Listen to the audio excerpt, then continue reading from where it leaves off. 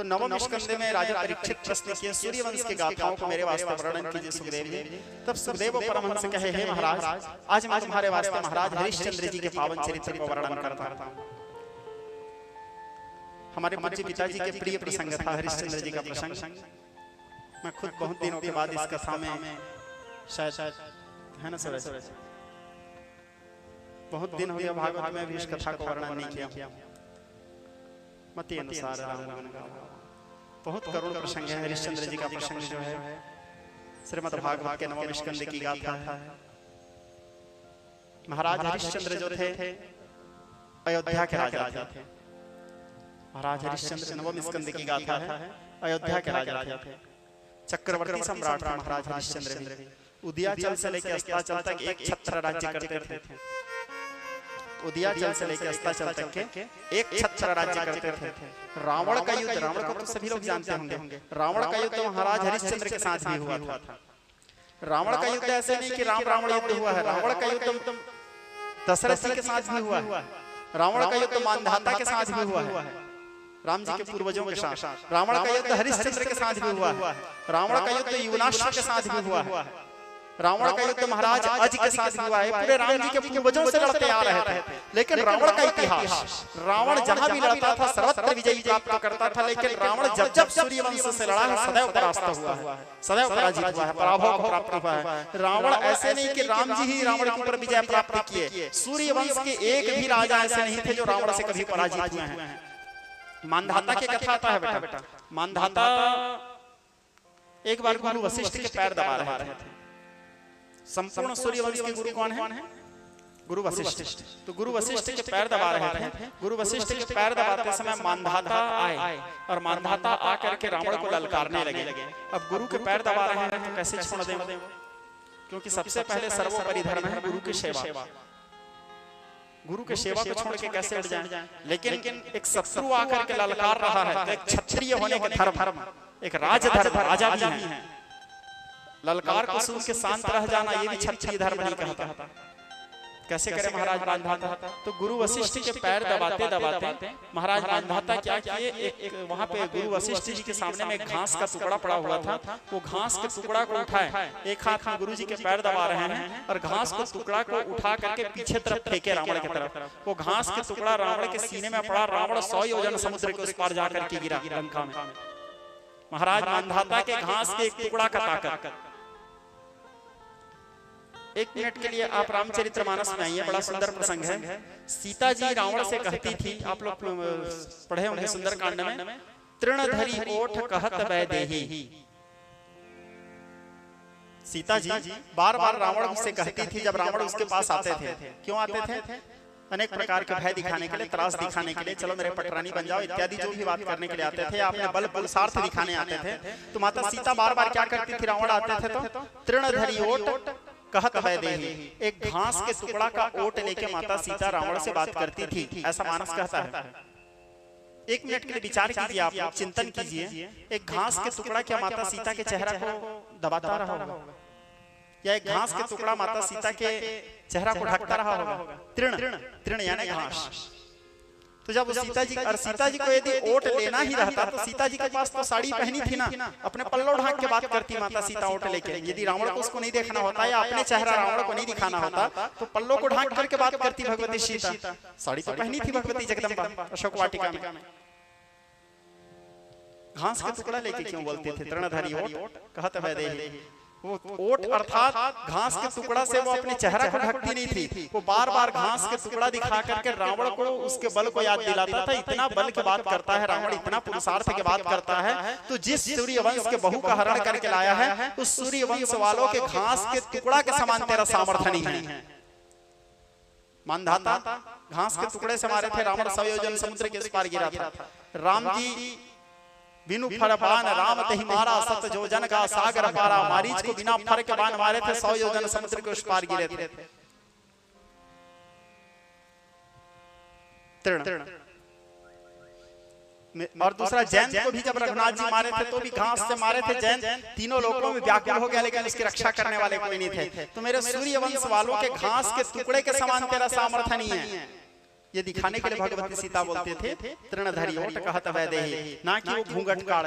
यदि वो उसको ओट लेना ही रहता तो सीता जी तो घूंघट काढ़ लेते। रामचरितमानस एक अमोघ ग्रंथ है, समता सामाजिक एक चौपाई के गूढ़ रहस्य मानस में।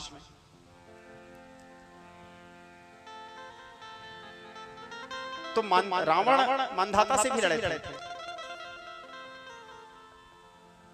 महाराज हरिश्चंद्र के साथ भी युद्ध हुआ था उनका। महाराज हरिश्चंद्र से भी एक बार नहीं कई बार लड़े और कई बार परास्त हुए, लेकिन हरिश्चंद्र जो थे वो रावण को बहुत पसंद करते थे। हरिश्चंद्र परम सत्यवादी थे। रावण के आचरण, रावण के जो शिव भक्ति था, रावण क्योंकि उसके शिव भक्ति करने का तरीका ही अलग था। भगवान महादेव रावण से इतना प्रेम करते थे गीताओं के अनुसार या तंत्र शास्त्रों के अनुसार। बाकी हम लोगों को तो शिव जी के पूजा करने के लिए शिवालय जाने की जरूरत पड़ता है, मंदिर जाते हैं। शिवरात्रि के दिन सबसे पहले महादेव आ जाते थे रावण के पास। रावण सो रहता था तो उठाते थे, पुत्र उठ जल्दी। बोले क्या हुआ प्रभु? नींद में उठता था। क्या हुआ प्रभु? जल्दी मेरा पूजा कर, फिर मैं दूसरे जगह जाऊंगा।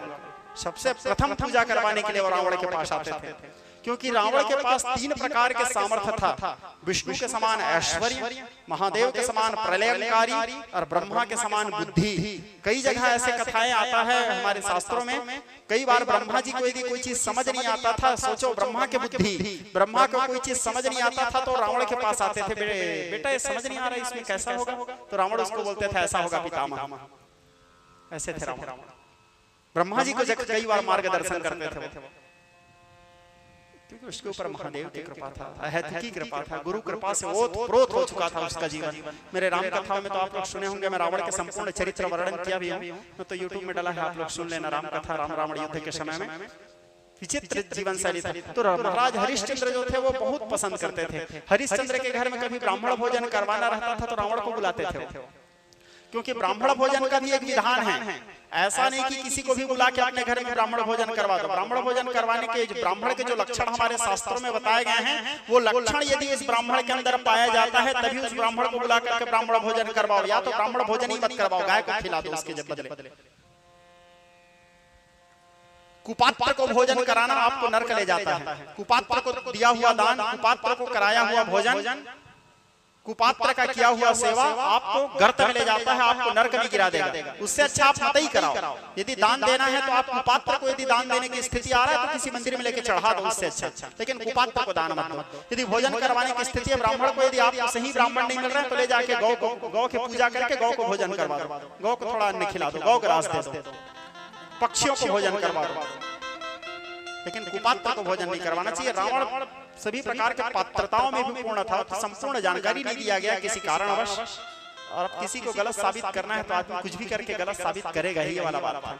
रावण में बहुत सारी अच्छाइयां थी, ऐसे नहीं कि बुराई नहीं था, बुराई भी था उसमें।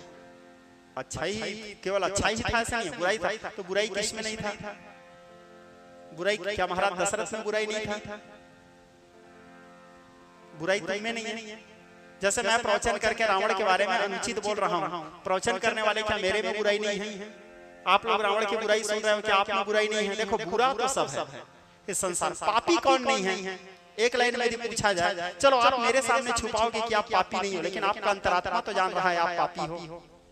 मेरे सामने छुपाओगे कि तुम पापी नहीं हो, लेकिन आपका अंतरात्मा जान रहा है कि आप पापी हो। पापी सब हैं, तुम भी पापी, मैं भी पापी, हम सब पापी हैं। लेकिन अच्छा कौन है? जो थोड़ा कम पापी है। अच्छा कौन है? जो थोड़ा कम पापी है, जो थोड़ा कम पाप करता है। बाकी देखा जाए तो पापी तो सब है, पाप तो सब लोगों ने किया है, पाप सब लोगों ने किया। सबके जीवन में कोई ना कोई दोष है, सबके जीवन में कोई ना कोई त्रुटि है। तो विज्ञ स्नेही स्वजन, यहाँ पर एक समय की बात है, ऐसे कथा आता है, रावण भोजन करने बैठा हुआ था हरिश्चंद्र के घर में। उस समय रावण का नाम रावण नहीं था, उस समय रावण का नाम था वैश्रवेण, विश्रवा का पुत्र वैश्रवेण। रावण नाम तो उसको महादेव दिए हैं। जिस समय शिव तांडव स्तोत्र का पाठ किए, उसकी स्तोत्र पाठ से भगवान महादेव गदगद हो गए। प्रचंड अट्टहास से त्रैलोक्य कंपित हुआ, भगवान महारुद्र के मन को यह भाया था। प्रचंड अट्टहास से त्रैलोक्य कंपित हुआ, भगवान महारुद्र के मन को यह भाया था। इसी समय स्वयं प्रभु महारुद्र देव ने दशानन लंकेश को रावण बनाया था। उसी समय रावण बनाया था।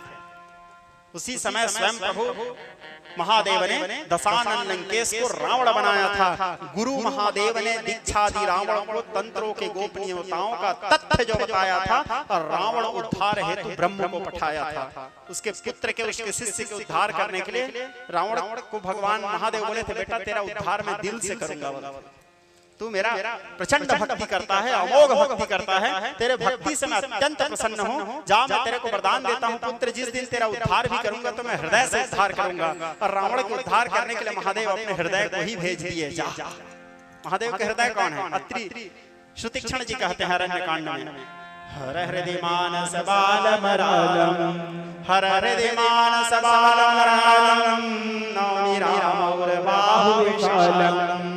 उनके हृदय निवास करने वाले कौन हैं? मर्यादा पुरुषोत्तम भगवान राम। उन्हीं को भेजे थे, बोले बेटा तेरा उद्धार मैं हृदय से करूंगा, हृदय से किए उद्धार।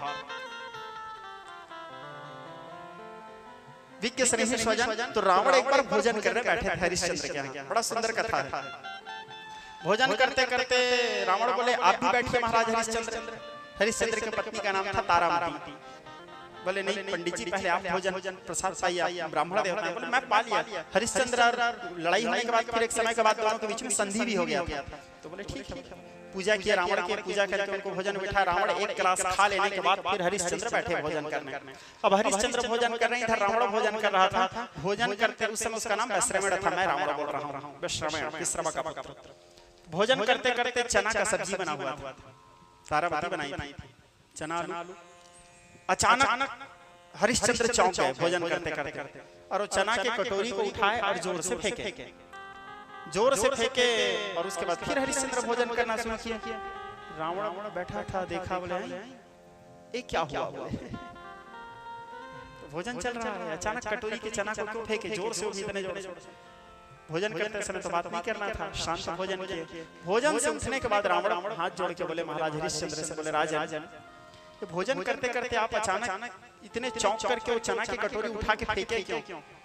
तो महाराज हरिश्चंद्र बोला कि भैया रावण, वो 100 योजन दूर में एक सिंह एक गांव को ग्रास बना रहा था, गाय को खाने के लिए, शिकार करने के लिए दौड़ रहा था। उस गाय मेरे को पता चल गया, तो उसके रक्षा करने के लिए मैं यहाँ से चना के कटोरी के सब्जी को फेंक के मारा हूँ। रावण बोला अरे बाप रे, 100 योजन दूर में गाय को शेर खाने वाला था, और यहाँ से महाराज हरिश्चंद्र चना की कटोरी फेंक के मारे शेर को, तो शेर भगा है।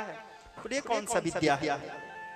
ये कौन सा विद्या है जो मेरे पास नहीं है? बोले पहुंचे अपने माता के पास, और अपने माता के यक्षी को जाकर के बोले माँ वो कौन सा विद्या है जो हरिश्चंद्र के पास है, मेरे पास नहीं है? बोले बेटा हरिश्चंद्र के पास सत्य का ताकत है। कौन सा ताकत था हरिश्चंद्र के पास? सत्य का ताकत। त्यागेन सत्य संचाप्ताम। हरिश्चंद्र का भी अपने जीवन में सत्य का त्याग नहीं किया था। और नास्ति सत्यात् परम तपः, इस संसार में सत्य के समान कोई दूसरा तपस्या भी नहीं है, सत्य के जैसा कोई दूसरा तप नहीं है। तो उसके पास सत्य का ताकत है।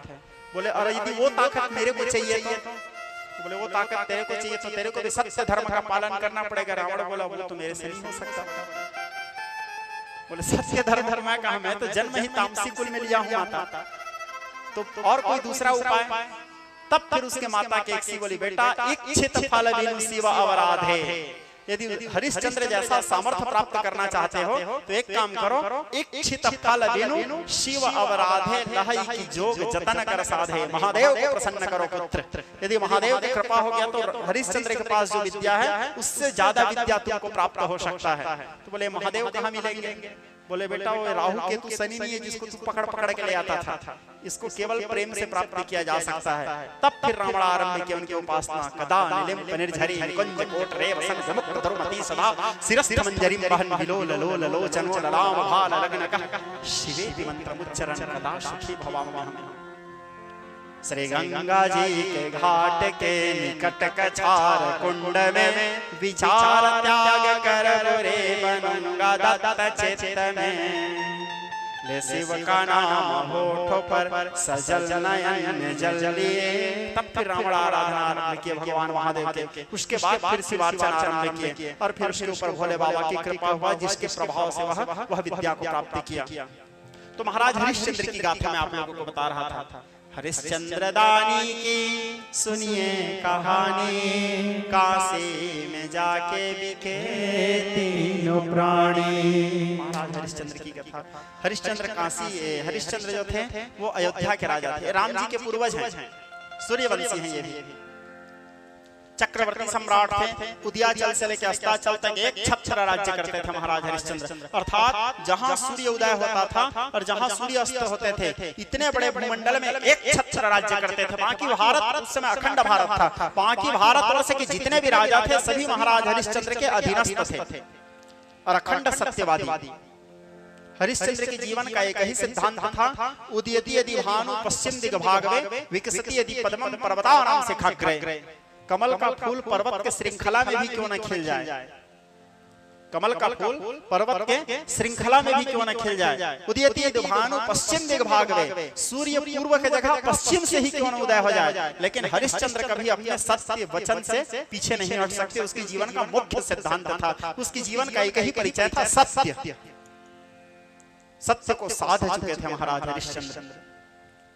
उसकी जो पत्नी थी उसका नाम था तारामती। अखंड पातिव्रता नारी थी। पातिव्रत धर्म किसे कहते हैं, परसों की कथा में मैं आप लोगों को विस्तार से बताया हूं पातिव्रत धर्म की शिक्षा। उसकी नारी के जीवन का एक ही सिद्धांत था, एक ही धर्म एक व्रत नेमा, काया वचन मन पति पद प्रेमा।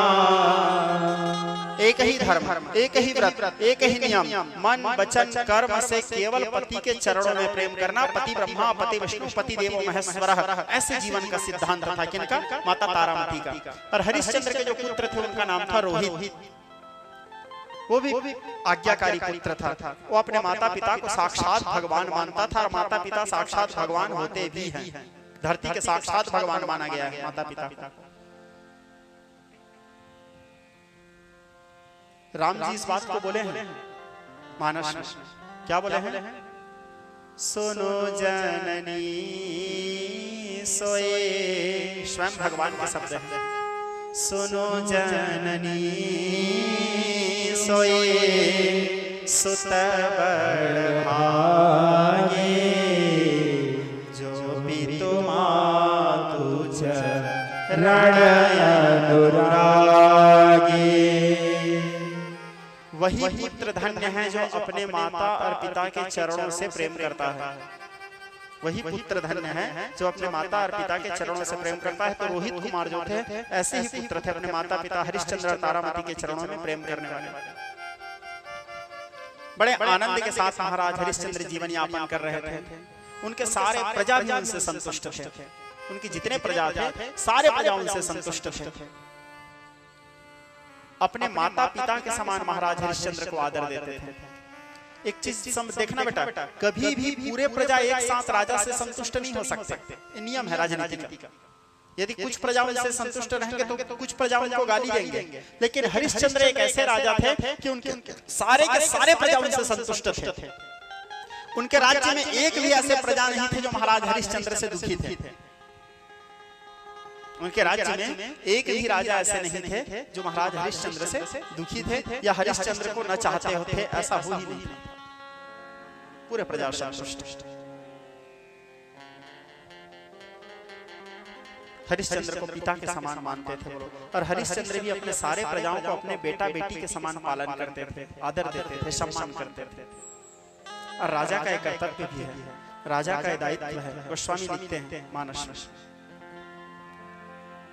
जासुराज प्रिय प्रजा दुखारे, जासुराज प्रिय प्रजा दुखारे, जासुराज प्रिय प्रजा दुखारे, जासुराज प्रिय प्रजा दुखारे, जासुराज प्रिय शोण्रे पयास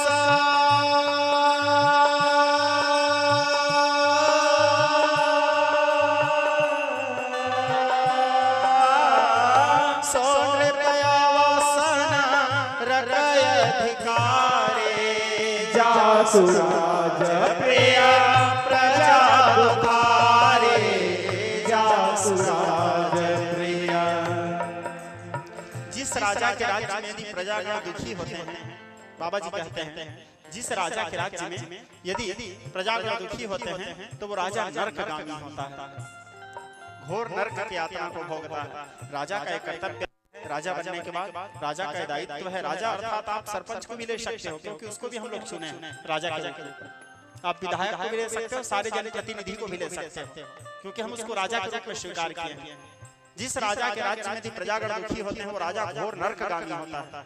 राजा का धर्म है कि अपने संतान से पहले वो प्रजाओं का ध्यान दे, अपने बेटा बेटी के समान पालन करे। आप लोग ताली नहीं बजा रहे हैं, बजाते रहना है।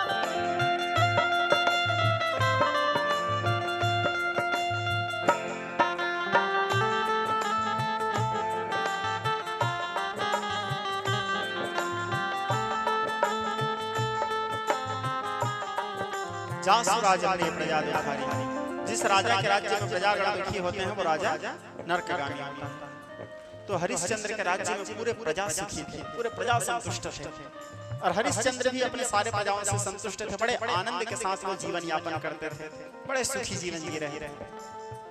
केवल पृथ्वी ही नहीं, पाताल में और स्वर्ग में भी हरिश्चंद्र के यश का, कीर्ति का, पताका का डंका बजता था।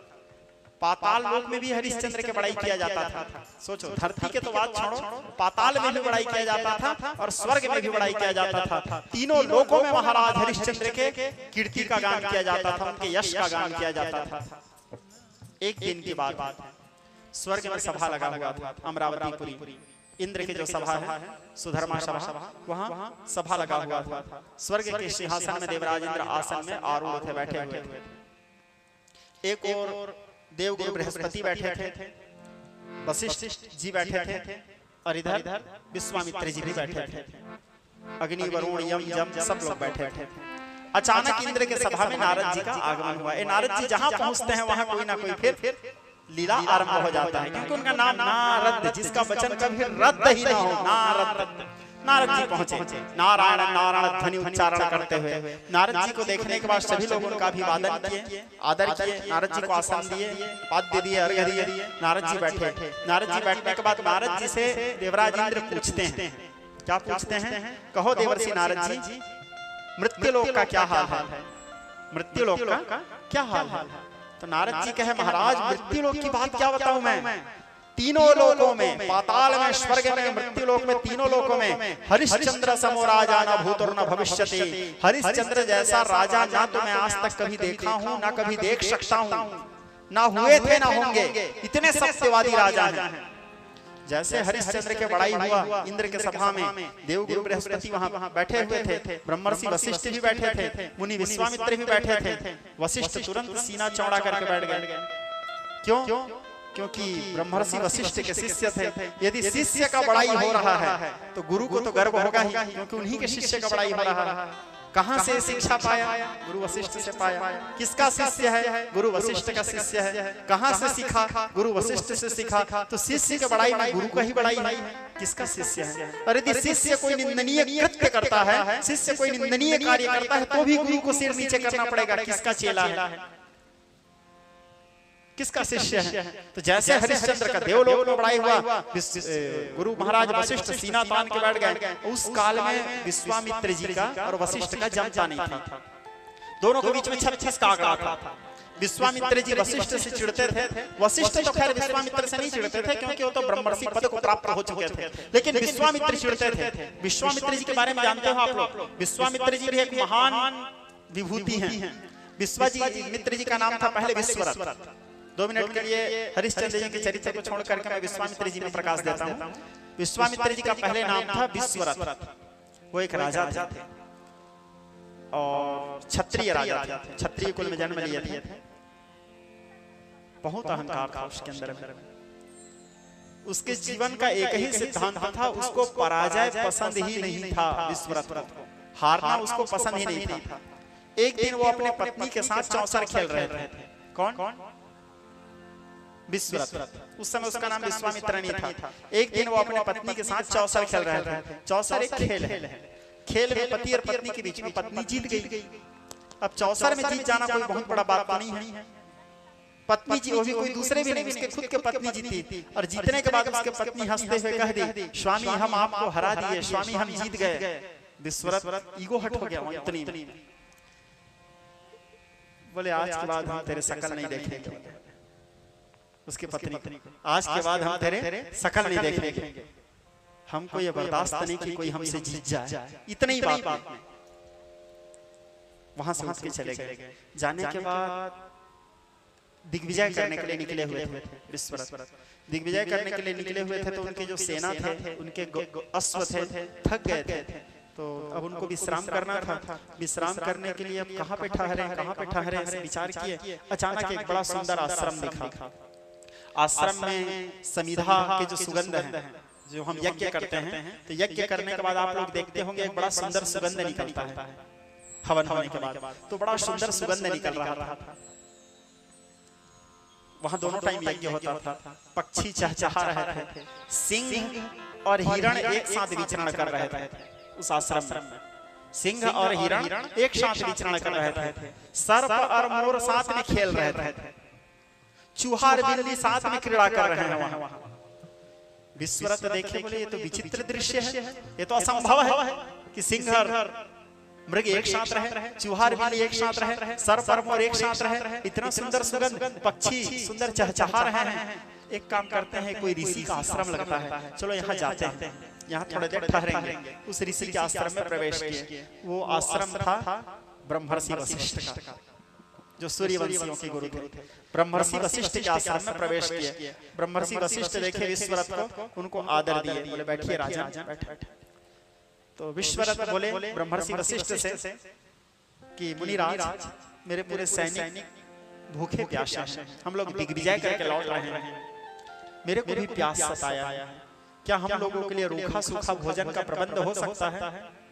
विश्वामित्र जी विश्वरथ के बात को सुन करके गुरु महाराज वशिष्ठ बोले, रूखा सूखा नहीं राजन, तुम जैसे चाहो वैसे भोजन में तुमको प्राप्त करवा सकता हूं। विश्वरथ के फिर वो हट हो गया। बोला ऋषि राजाओं के राजसी भोजन करवाएगा? बोलता है जैसे चाहो वैसे भोजन, वो भी मेरे सेना कोई 10-15 जने नहीं है, असंख्य सेना है, उसको भोजन करके तृप्त कराएगा। बोले तुम जितने लोग हो आ जाओ, और राजसी भोजन ही करवाऊंगा जो तुम लोग खाते हो राजमहल में। विश्वरथ बोले ठीक है, देखता हूं। सबको बुलाया बिठाया। अब किसके ताकत में बोले थे गुरु महाराज वशिष्ठ बात को? गुरु महाराज वशिष्ठ के पास एक गौ था, जिस गौ का नाम था नंदनी। गुरु महाराज वशिष्ठ के पास एक गौ था, उसका नाम था नंदनी। वो कामधेनु की पुत्री थी। कामधेनु गाय को तो आप लोग जानते ही होंगे, उसके पुत्री थे। तो माता नंदनी के पास जा करके हाथ जोड़ करके गुरु महाराज वशिष्ठ कहे कि हे गौ माता, आज मेरे द्वार में अतिथि आए हैं और मैं तो ब्राह्मण हूँ। ब्राह्मण के पास तो कोई धन होता नहीं है, ब्राह्मण का धन केवल सरस्वती है, मेरे पास केवल विद्या है माता। और बड़े बड़े राजा महाराजा लोग आए हैं, क्षत्रिय लोग आए हैं, राजसी भोजन करवाना है, मेरे में सामर्थ्य नहीं कि इन लोगों को भोजन करवा सकूं। सो हे गौ माता, मेरे लाज रखिए, मेरा कल्याण कीजिए और मेरे द्वार में आए हुए अतिथियों को तृप्त कीजिए। उसी समय माता नंदनी के शरीर से अनेक प्रकार के पकवान, मिष्ठान, अनेक प्रकार के भोजन निकलने लगे। सारे सैनिक संतुष्ट हुए, महाराज विश्वरथ भी संतुष्ट हुए। संतुष्ट होने के बाद विश्वरथ आकर के वशिष्ठ से पूछे, ऐसा कौन सा रसोई घर है आपका, उसको मैं देखना चाहता हूँ, जहाँ से इतना भोजन निकले और हम सब संतुष्ट हो गए, कोई भूखे नहीं। तब फिर गुरु महाराज वशिष्ठ बोले, हे राजन, मेरे पास एक गौ है, वो मेरी माँ है। मैं जब भी जाकर के उसके पास हाथ जोड़ता हूँ, मेरी जो भी इच्छा होता है वो गौ माता पूरा कर देती है, क्योंकि वो सर्वदेव गौ माँ, मैं ही गौ माता है। विश्वरथ बोले ठीक। चले गए उस दिन। दूसरे दिन अपने सैनिकों को भेजे, बोले जाओ जा करके गुरु वशिष्ठ से मांग करके उस गौ को ले आना, वो उस आश्रम में रहने लायक नहीं है, वो हमारे राजमहल में निवास करेगा, वो विश्वरथ के पास होना चाहिए। वशिष्ठ जी मना कर दिए, क्योंकि उसके लिए वो केवल पालतू पशु नहीं था, उसके लिए वो कौन थी? माँ थी। अपने माँ को कैसे दे सकते थे? बोले मैं नहीं दूंगा। तो उनके सैनिक आक्रमण करने लगे गुरु महाराज वशिष्ठ के ऊपर। अब गुरु महाराज वशिष्ठ के पास कोई सैनिक तो नहीं थे जो उसकी रक्षा करे। जैसे नंदिनी गाय देखती है गुरु महाराज वशिष्ठ के ऊपर आक्रमण कर रहे हैं, नंदिनी गाय के शरीर से अनेक अपराजय योद्धा प्रकट होने लगे। अब वो अपराजय योद्धा प्रकट होकर के महाराज विश्वरथ के सेना के साथ युद्ध किए, उनको परास्त किए। जब विश्वरथ को पता चला, विश्वरथ बोले जाओ एक काम करो, 2 अक्षौणीय सेना लेकर के जाओ, 2 अक्षौणीय सेना। अब 2 अक्षौणीय सेना है उस गाय को बंदी बनाने के लिए। 2 अक्षौणीय सेना भी बंदी नहीं बना पाए, क्योंकि अपराजय योद्धा फिर नंदिनी गाय के शरीर से निकले, फिर परास्त होकर के गए। अब विश्वरथ का दिमाग खराब हुआ, बोले ऐसा कौन सा विद्या है जिससे उस गाय को मैं ला सकता हूं। गए और जा करके वशिष्ठ से बोले, वशिष्ठ एक काम करो, वो गाय मेरे को दे दो, मैं प्यार से मांगने आया हूं। बोले ये गाय केवल ब्रह्मर्षियों के यहाँ रहती है और तुम एक राजा हो, ये ऋषि आश्रम की शोभा है। तो वो अपने अहंकार में बोलता है, तो फिर मैं अपने राजपद का त्याग करता हूं, मैं भी ब्रह्मर्षि बनूंगा। सोचो क्या ईगो रहा होगा उसका, मैं अपना राजपद का त्याग करता हूं। जबकि वो कोई छोटा मोटा राजा भी नहीं था, चक्रवर्ती सम्राट था, एक छत्र राज्य करता था भारतवर्ष में, लेकिन केवल ईगो अपने राजपद का त्याग कर दिया, अपने पत्नी परिवार सर्वस्व त्याग कर दिया और दंड कमंडल लेकर के ऋषि बन गए। ऋषि बनने के बाद जंगल में जाकर के तपस्या करने लगे, तपस्या करते करते करते राजा से अब वो ऋषि हुए। ऋषि बनने के बाद आए वशिष्ठ के पास, वशिष्ठ को आकर के बोले अब मैं ऋषि हो गया, अब मुझे वो गौ चाहिए। बोले अभी तुम ऋषि हो, ऋषि वाले पद के पास ये गौ नहीं रह सकता, तुम्हारे में अभी वो योग्यता नहीं है। बोले और तप करूंगा, और तपस्या करने गए, और तपस्या करते करते करते करते उसका तपस्या और क्योंकि जितना हम अपने आप को तपाएंगे हम उतना सिद्ध होंगे। तपस्या तो फल देगा ही। तप बल रचयि प्रपंच विधाता, तप बल विष्णु सकल जगत त्राता, तप बल रुद्र करहि संहारा, तप बल शेष धरहि महिवारा। गोस्वामी जी लिखते हैं जितना अपने आप को तपाएंगे उतना सिद्ध होंगे। तो और तपस्या किए तो वो ऋषि से महर्षि हो गए। महर्षि होने के बाद उनको पता चला कि भगवती गायत्री को यदि कोई व्यक्ति साध लिया तो हर असंभव कार्य को संभव कर सकता है, क्योंकि गायत्री कोई साधारण शक्ति नहीं है। श्रोता समाज पराविद्या है, साक्षात शिव है गायत्री, जिसको ब्रह्म तेज कहा जाता है। गायत्री का कोई रूप नहीं है, गायत्री प्रणव स्वरूप में है। गायत्री का कोई रूप नहीं है, गायत्री केवल प्रणव स्वरूप में है। तो गायत्री के भी कई विधा है, एक पदी गायत्री, द्विपदा गायत्री, त्रिपदा गायत्री, चतुर्पदा गायत्री, पंचपदा गायत्री, नहीं पद्य से गायत्री। 24 प्रकार के गायत्रियों का निरूपण आता है वेदों में। न गायत्री परामंत्रो, गायत्री के समान कोई मंत्र नहीं है। हमारे शास्त्रों में तो यहाँ तक कहा गया है जो व्यक्ति जो ब्राह्मण त्रिसंध्या करता है, त्रिकाल संध्या जिसे कहते हैं, जो नित्य नियम से त्रिकाल संध्या करते हैं, तीनों काल संध्या करते हैं, संसार के सारे देवता एक साथ मिलकर के भी उसको पराजय नहीं कर सकते, पराजित नहीं कर सकते। वो त्रैलोक की विजयी होता है जो व्यक्ति त्रिकाल संध्या करता है। ये गायत्री, तो गायत्री उस समय निर्गुण स्वरूप में थे। विश्वामित्र जी फिर गायत्री की उपासना की, उपासना करते करते करते करते निर्गुण गायत्री को सगुण रूप दे दिए। उसका नाम अब पड़ा विश्वरथ से ऋषि विश्वामित्र, अब पड़ा उसका नाम विश्वामित्र। माता गायत्री बोले तुम संसार के लिए मित्र हो, क्योंकि तुमने मुझको रूप दिया है मुनि विश्वामित्र। मैं तो निर्गुण निराकार थी, ब्रह्म स्वरूप थी। गायत्री वंदना में आता भी है पर ब्रह्म स्वरूपाय निर्गुणाय, निर्गुण थे। तो तुमने मुझे रूप दिया है, मुझे एक आकार दिया है, अब तुम संसार के मित्र हो। तुम्हारा नाम अब विश्वरथ नहीं विश्वामित्र होगा। अब संसार तुमको विश्वामित्र कहेंगे। साधने के बाद गायत्री की कृपा से उनको इतना शक्ति प्राप्त हुआ, क्योंकि गायत्री यदि किसी को सामर्थ्य देती है समाज तो असीमित सामर्थ्य दे देती है गायत्री। जो गायत्री को साधा, जो इच्छा करे विश्वामित्र उनके हर इच्छा पूरा कर देते। अब वेद माता गायत्री को साधने के बाद वेद माता गायत्री से वो हाथ जोड़ के कहता है, माता गायत्री अब मेरा एक ही इच्छा है। बोले क्या इच्छा है पुत्र? बोले इच्छा ये है माता कि जो गाय गुरु वशिष्ठ के पास है वो गाय मुझे चाहिए। बोले पुत्र मैं स्वार्थ पूरा नहीं करती, मैं परमार्थ पूरा करती हूँ। गायत्री कहती है मैं स्वार्थ पूरा नहीं करती, यदि तुम जन कल्याण के लिए मांगते तो वो गाय मैं अवश्य तुमको दिला सकती थी, लेकिन तुम अपने व्यक्तिगत स्वार्थ और अपने अहंकार के लिए मांग रहे हो। मेरे उपासना करना है करो पुत्र, नहीं करना है तो छोड़ दो मुझे। गायत्री छोड़ के जाने के लिए तैयार हो गई। अब विश्वामित्र गायत्री को छोड़ नहीं सकते थे, क्योंकि गायत्री से उनको बहुत काम था, उसका पहचान ही था गायत्री, उसका तेज था गायत्री। बोले मुझको क्षमा करो माता, ठीक है मैं वो गाय को भूल गया। गायत्री जी से बोले, लेकिन वो भूला नहीं था गाय को, गायत्री जी से बस बोले मैं भूल गया। ठीक है। विश्वामित्र जी अब विचार किए कि मेरे को जैसे करके भी अब वशिष्ठ के पद को प्राप्त करना है। वशिष्ठ कौन से पद में है? ब्रह्मर्षि के पद में है। विश्वामित्र जी कौन से पद में थे? महर्षि के पद में थे। और विश्वामित्र तभी ब्रह्मर्षि बन सकते थे जब गुरु महाराज वशिष्ठ अपने मुंह से बोलते कि अब तुम ब्रह्मर्षि बन गए, मैं तुमको ब्रह्मर्षि पद के लिए नियुक्त करता हूं, तभी वो बन सकते थे। तो उसके हत्या करने के विचार किए, चलो एक काम करता हूं उसको मार देता हूं। यदि वो मर गया तो ब्रह्मर्षि नहीं रहेगा, तो उसके जगह में मेरे को ब्रह्मर्षि बनाएंगे। तो उसके हत्या करने के लिए गए कौन? विश्वामित्र जी। हत्या करने के लिए उसके कुटी के बाहर खड़े हुए थे। वशिष्ठ जी की पत्नी उसके पैर दबा रही थी, वशिष्ठ की। और पैर दबाते हुए गुरु महाराज वशिष्ठ से वशिष्ठ की पत्नी पूछती है, स्वामी विश्वामित्र को आप ब्रह्मर्षि क्यों नहीं बना देते स्वामी? तो वशिष्ठ जी अपने पत्नी से चर्चा कर रहे हैं, वो आश्रम के किनारे खड़े होकर के सुन रहे थे। कौन? विश्वामित्र। बोले देवी विश्वामित्र के जैसा साधक मैंने इस दुनिया में नहीं देखा है। कौन बोल रहे हैं? गुरु महाराज वशिष्ठ। गायत्री निर्गुण स्वरूपा थी, उसको सगुण साकार रूप दे दिए, उसके समान मैंने साधक नहीं देखा।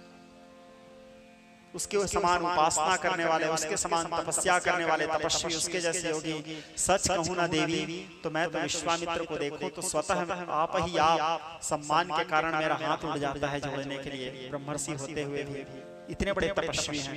विश्वामित्र जी हाथ में खंजर लिए हुए थे उसको मारने के लिए। विश्वामित्र जी के हाथ से खंजर नीचे गिर गए। बोले आहा इतना निर्मल आत्मा है वशिष्ठ, और मैं इसको मारने चला था।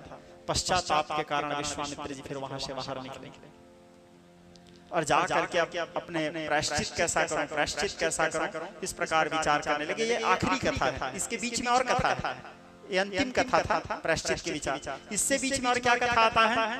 इससे बीच में इन लोगों के वही द्वंद्व तो चलता ही रहता था गायत्री को साधने के बाद। एक समय की बात है, त्रिशंकु एक विचित्र राजा है।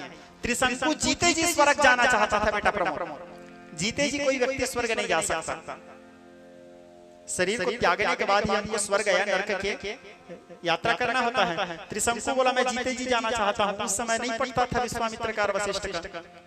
तो शक्ति के पास आए। शक्ति को बोले, शक्ति कौन? वशिष्ठ के पुत्र, वो भी बहुत सामर्थ्यवान व्यक्ति थे, गुरु वशिष्ठ के पुत्र थे। शक्ति बोले मैं नहीं कर सकता, मेरे पिताजी मुझे डांटेंगे, जाओ मेरे पिताजी के शरण में। यदि वो चाहे तो तुमको जीते जी स्वर्ग भेज सकते हैं। ब्रह्मर्षि हैं, ब्रह्मा जी के पुत्र हैं, सृष्टि को उथल पुथल कर सकते हैं। वशिष्ठ जी के पास गए। वशिष्ठ जी बोले ये अनुचित है, ये करना उचित नहीं है, न्यायोचित नहीं है, मैं नहीं करूंगा। कौन बोले नहीं करूंगा? वशिष्ठ। तब फिर त्रिशंकु को किसी ने बोला एक काम करो, विश्वामित्र के पास जाओ, कदाचित विश्वामित्र तुमको भेज सके जीते जी स्वर्ग। विश्वामित्र के पास गए। विश्वामित्र बोले अरे त्रिशंकु अपने हद में रह के बात करो। वो तो शुरू से ईगो वाला था, किसी से सीधा मुंह बात नहीं करता था, हद में रह के बात कर। मनुष्य रूप धारण करके जीते जी स्वर्ग कैसे जाएगा? निकल मेरे आश्रम से। भगाए उसको। अब भगाने के बाद वो निकल रहे थे, निकलते निकलते टुरमुराते हुए निकल रहे थे, कुछ कुछ बोलते हुए। क्या बोलते हुए निकल रहे थे? वशिष्ठ के पास भी गया था, वशिष्ठ ने भी कहा शरीर नहीं जा सकते स्वर्ग। विश्वामित्र ने भी कहा शरीर नहीं जा सकते स्वर्ग। विश्वामित्र जी सुन लिए। बोले त्रिशंकु धरा, क्या बोला तुमने? कहाँ गए थे तुम मेरे से पहले? बोले वशिष्ठ के पास गया था। क्या बोला वशिष्ठ? बोले इस शरीर के साथ स्वर्ग नहीं जा सकते। बोले अब जा सकते हो तुम, इधर मैं तुमको भेजूंगा। वशिष्ठ नहीं भेज पाया ना, मैं भेजूंगा, क्योंकि जो वशिष्ठ नहीं कर पाया वो मैं कर सकता हूँ, मेरे में वो सामर्थ्य है। अब वो अपने तपोबल के प्रभाव से स्वर्ग भेजे उसको। स्वर्ग भेजे तो स्वर्ग पहुंच भी गया। कौन? त्रिशंकु। क्या उसके तपस्या में ताकत रहा? उसको त्रिशंकु से कोई प्यार नहीं है। वो इसलिए त्रिशंकु को भेजा है क्योंकि वशिष्ठ भेजने से मना किया, इसलिए मैं भेजा हूं वशिष्ठ को नीचा दिखलाने के लिए। अब स्वर्ग चला गया। स्वर्ग में अप्सराएं देवता लोग विचरण कर रहे थे। देखे मृत्यु लोक का मनुष्य शरीर स्वर्ग आ गया है, उसको स्वर्ग से धक्का मार के नीचे गिरा दिया। अब वो नीचे गिर रहा था। नीचे गिरते समय बचाओ बचाओ बचाओ चिल्लाया। विश्वामित्र देखे अरे मेरे भेजे हुए मनुष्य को स्वर्ग के देवता लोग गिरा दिया। बोले इंद्र, क्रोध में आ गया वो इंद्र के लिए। बोले तेरे को स्वर्ग के सिंहासन से गिराऊंगा मैं। त्रिशंकु को तुरंत वापस ले। इंद्र बोला मैं नहीं लूंगा। नहीं लोगे? हाँ। ब्रह्मा जी को हाथ जोड़ करके बोले ब्रह्मा जी त्रिशंकु को स्वर्ग भेजो। ब्रह्मा जी बोले ये उचित नहीं है विश्वामित्र, मेरे सृष्टि में संभव नहीं है। बोले अच्छा तो फिर मैं नया सृष्टि का रचना करूंगा। बोले ब्रह्मा जी जब बोले मेरे सृष्टि में संभव नहीं है तो विश्वामित्र जी बोलते हैं मैं नया सृष्टि की रचना करूंगा, एक नया सृष्टि बनाऊंगा, एक नया ब्रह्मा विष्णु महेश पैदा कर दूंगा। बोले छोटा मोटा सामर्थ्य था उसके पास, एक नया सृष्टि बना दूंगा। बोले एक नया ब्रह्मांड की रचना कर दूंगा। और वो अपने जीद में नया ब्रह्मांड की रचना कर भी दिए। कर सकते थे नहीं, कर दिए। त्रिशंकु को बोले जाओ त्रिशंकु मेरे ब्रह्मांड में निवास करो, मेरे बनाए हुए ब्रह्मांड में जो स्वर्ग है उस स्वर्ग में तुम निवास करो। त्रिशंकु जाने लगे। तब वेद माता गायत्री प्रकट हुई। और वेद माता गायत्री प्रकट होकर के विश्वामित्र से कहती है विश्वामित्र तुम अनुचित कर रहे हो, ये धर्मोचित नहीं है। तुम मेरे उपासक हो, तुम मेरे आराधना किए हो, इसलिए मैं तुम्हें समझा रही हूँ। तो बोले एक काम करो माता, मैं अभी अपने ब्रह्मांड को नष्ट कर देता हूँ, अपने बनाए हुए स्वर्ग को नष्ट कर देता हूँ, लेकिन मेरे त्रिशंकु को आप स्वर्ग भेज दो। वेद माता गायत्री बोलती है मैं चाहूं तो भेज सकती हूँ। माता गायत्री सर्वसमर्थ है, लेकिन मैं ये नहीं करूंगी। मैं ब्रह्मा के द्वारा बनाए गए विधान के साथ खिलवाड़ नहीं कर सकती। तो विश्वामित्र जी माता गायत्री से कहता है तो मैं तुझे श्राप देता हूँ गायत्री। सोचो, माता गायत्री से विश्वामित्र कहे तो मैं तुझे श्राप देता हूँ गायत्री, जो आकार जो स्वरूप मैंने तुम्हें उपासना करके दिया है जाओ वो तुम्हारा स्वरूप नष्ट हो जाए। जब मेरे मनोकामना को पूरा ही नहीं कर सकते तो मैं तुम्हारा उपासना क्यों करूं? और मेरे द्वारा दिया हुआ ये रूप है जो तुम धारण किए हो, तुम तो निर्गुण निराकार थे, तुमको सगुण साकार विश्वामित्र ने बनाया है। जाओ मैं तुमको श्राप देता हूं, तुम्हारा स्वरूप विलीन हो जाए प्रणव में। गायत्री माता कहती है विनाश काले विपरीत बुद्धि, कहते कहते माता गायत्री ब्रह्म तेज में विलीन हो गई। लेकिन उसके सामर्थ्य को विचार करो, क्या सामर्थ्य रहा। इसीलिए आप लोग जो को ब्राह्मण त्रिकाल संध्या करते हैं, त्रिकाल संध्या जानते हो आप लोग? गायत्री विधा है, त्रिकाल संध्या किया जाता है गायत्री में। तो जब त्रिकाल संध्या करने के लिए कोई ब्राह्मण बैठता है योग्य आचार्य के संरक्षण में, बिना आचार्य के अनुशासन के बिना या बिना किसी योग्य आचार्य के संरक्षण के बिना त्रिकाल संध्या नहीं करना चाहिए। वो कुंडली जागरण की एक क्रिया है। जब तक के कोई योग्य आचार्य या समर्थ सद्गुरु की कृपा न हो तब तक के वो करना काल को निमंत्रण देना, क्योंकि थोड़ा सा भी मिस्टेक हुआ और यदि हमारे पास सक्षम आचार्य नहीं रहे हमको बचाने के लिए, प्रबल गुरु कृपा नहीं रहा तो हम गर्त में चले जाएंगे, मृत्यु को भी प्राप्त हो सकते हैं। तो एक योग्य आचार्य की आवश्यकता है त्रिकाल संध्या करने के लिए। तो त्रिकाल संध्या जब हम करते हैं उस समय गायत्री को शाप विमोचन करते हैं। ब्राह्मण लोग जब कर्मकांड करते हैं तो गायत्री को शाप विमोचन करते हैं। गायत्री को 4 लोगों का श्राप मिला है। शाप विमोचन में आता है ब्रह्म श्राप विमुक्ता भव, शुक्र श्राप विमुक्ता भव, वशिष्ठ श्राप विमुक्ता भव, विश्वामित्र श्राप विमुक्ता भव। विश्वामित्र जी श्राप दिए हैं 4था नंबर पर। 4 लोगों को श्राप दिए हैं। तो चारों श्रापों से पहले माता गायत्री को विमुक्त करना पड़ता है। उसके बाद फिर गायत्री तर्पण, गायत्री इत्यादि, गायत्री के 24 मुद्रा, गायत्री के 8 मुद्रा इत्यादि मुद्राओं को करने के बाद फिर गायत्री विनियोग, गायत्री तर्पण, गायत्री संध्या, फिर गायत्री संध्या या गायत्री जप आरंभ करना पड़ता है। ऐसे नहीं कि एक तो माला उठा के सीधा ओम भूर्भुवः स्वः स्वः कर दिया, ऐसे डायरेक्ट गायत्री जप नहीं किया जाता। गायत्री जप का एक विधा है। गायत्री जप करने से पहले हमको कौन से मुद्रा धारण करना है, कौन से मुद्राओं को करना है, कौन से श्राप को, गायत्री को जो श्राप मिला है उस श्रापों को विमोचन कैसे करना है, पहले यदि समझ नहीं आ रहा है तो योग्य आचार्य से जाकर के परामर्श लो। और आचार्य के द्वारा बताए गए निर्देश के अनुसार ही हमको इन सब चीजों को करना चाहिए। पुस्तक पढ़ करके नहीं करना चाहिए, क्योंकि पुस्तक से पढ़ करके कोई व्यक्ति विद्वान नहीं बन सकता। इस बात को मानो। पुस्तक आपको, पुस्तक से आप रट सकते हो, रट्टू तोता बन सकते हो, ज्ञान नहीं मिल सकता। ज्ञान केवल गुरु कृपा से ही मिल सकता है, गुरु कृपा ही केवल। क्योंकि पुस्तकस्ते त्वया विद्या परहस्ते गते धनम कार्य काले समपन्ने न सा विद्या न तत् धनम। पुस्तक से पढ़ा हुआ विद्या और दूसरे के हाथ में गया हुआ धन समय आने पर ना तो विद्या काम आता है और ना तो वो धन काम आता है। पुस्तकस्ते, श्लोक को ध्यान से समझो। पुस्तकस्ते त्वया विद्या परहस्ते गते धनम कार्य काले समुत्पन्ने न सा विद्या न तत् धनम। पुस्तक से पढ़ा हुआ विद्या और दूसरों के हाथ में गया हुआ धन समय पड़ने पर ना तो वो विद्या काम आती है ना तो वो धन काम आता है। इसीलिए सदैव गुरु कृपा ही केवल। एक योग्य गुरु के संरक्षण में जाकर के ज्ञान प्राप्त करो। यदि गुरु की आवश्यकता नहीं होती तो 4 वेद 6 शास्त्र 11 उपनिषद 18 पुराण तो महर्षि वेदव्यास लिख दिए हैं, लोग पढ़ के ज्ञानी बन जाते हैं। गुरु परंपरा क्यों स्थापित की है? गुरु परंपरा क्यों स्थापित की है? कारण जो गुरु कृपा करे,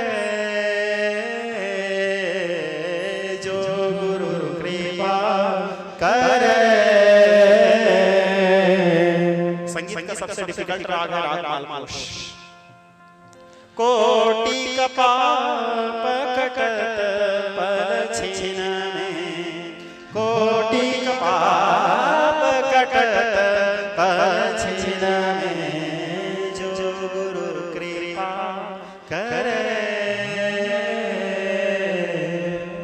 गुरु की महिमा हरि पे भारी,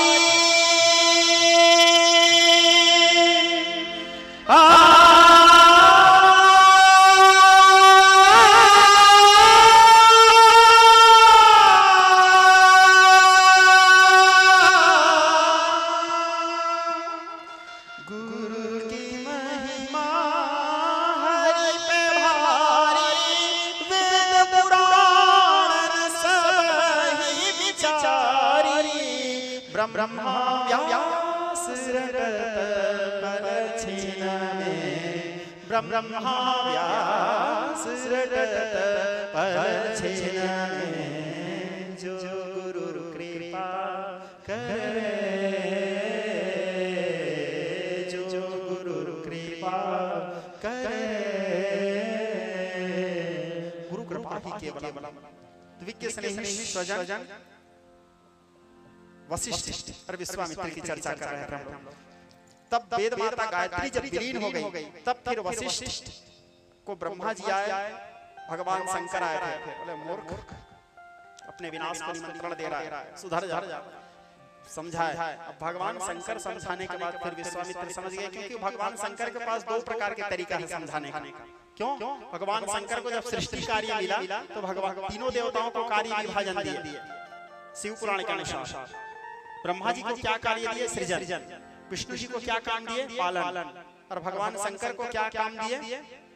लोग केवल संहार का काम मानते हैं। भगवान शंकर संहारी नहीं है, केवल संहार का काम नहीं है। भगवान शंकर को गुरु का दायित्व निभाने के लिए बोले, तुम गुरु बनो, गुरु की भूमिका निभाओ। इसलिए तुलसीदास जी लिखे, वंदे बोधमयं नित्यं गुरु शंकर रूपिणो यमास्वतो हि वक्रोपि चंद्रः सर्वत्र वंदे, वंदे देव उमापतिं सुरगुरुं।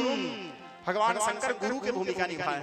तो ज्ञान, तो भगवान शंकर ज्ञान से सबको समझाते हैं। समझ गए तो ठीक, नहीं तो फिर उसके पास दूसरा रास्ता है विध्वंसन। जो हमें जानते हैं वो हमें मानते हैं, सीधा सा सिद्धांत उनका। ठीक है।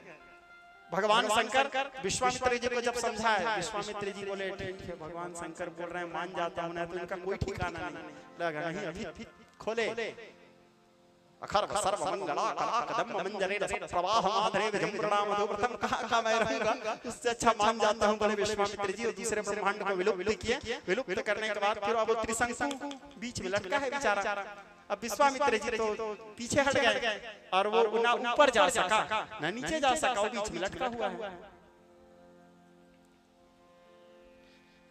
ऐसे कथा आता है। तो विज्ञ स्नेही स्वजन, तो हम महाराज हरिश्चंद्र की चर्चा कर रहे थे। इंद्र के सभा लगा हुआ था, वही प्रसंग में आइए फिर से। इंद्र के सभा लगा हुआ था, गुरु महाराज वशिष्ठ बैठे थे, इधर विश्वामित्र बैठे थे। जैसे हरिश्चंद्र के बड़ाई किए, विश्वामित्र जी गर्व के मारे उनका सीना चौड़ा हो गया। वशिष्ठ का सीना चौड़ा, बोले मेरे चेला का बड़ाई हो रहा है। गदगद हो गए। गदगद होने के बाद विश्वामित्र जी फिर जल गए। विश्वामित्र जी को हरिश्चंद्र से कोई चिढ़ नहीं है, विश्वामित्र जी को वशिष्ठ से चिढ़ है। बोले मेरे शत्रु के चेला का बड़ाई हो रहा है। तो विश्वामित्र जी इंद्र के सभा में बोलता है मैं नहीं मानता वो सत्यवादी है, जब तक मैं परीक्षा नहीं लूंगा तब तक मैं मानूंगा कैसे, क्योंकि बिना परीक्षा के रिजल्ट कैसे निकलेगा, उत्तीर्ण है अनुत्तीर्ण है कि उत्तीर्ण है, मैं परीक्षा लूंगा। तो वशिष्ठ जी को भी तो अपने शिष्य के ऊपर अभिमान था, उसको भी अपने शिक्षा पे विश्वास था। तो वशिष्ठ जी वहां इंद्र के सभा में बोलते हैं मुझे अपने शिष्य पे भरोसा है, और मेरे शिष्य पे भरोसा रहे न रहे, मुझे अपनी शिक्षा पर भरोसा है विश्वामित्र। एक बार नहीं 1000 बार मेरे शिष्य की परीक्षा लेके देख दो, वो सदैव हर बार तुम्हारे परीक्षा में सफल और विजयी ही रहेगा। विश्वामित्र जी बोले ठीक है देखता हूँ। हरिश्चंद्र जी सोए हुए थे, रात्रि का समय था। सोए हुए अवस्था में विश्वामित्र जी तो स्वप्नेश्वरी को उपासना किए थे, गायत्री को साध चुके थे। विश्वामित्र जी स्वप्न में ही हरिश्चंद्र के पास प्रवेश किए, स्वप्न में, और सपने में ही विश्वामित्र जी राजा हरिश्चंद्र से सारे राजपाट दान में ले लिए, सपने में ही सारे राजपाट दान में ले लिए।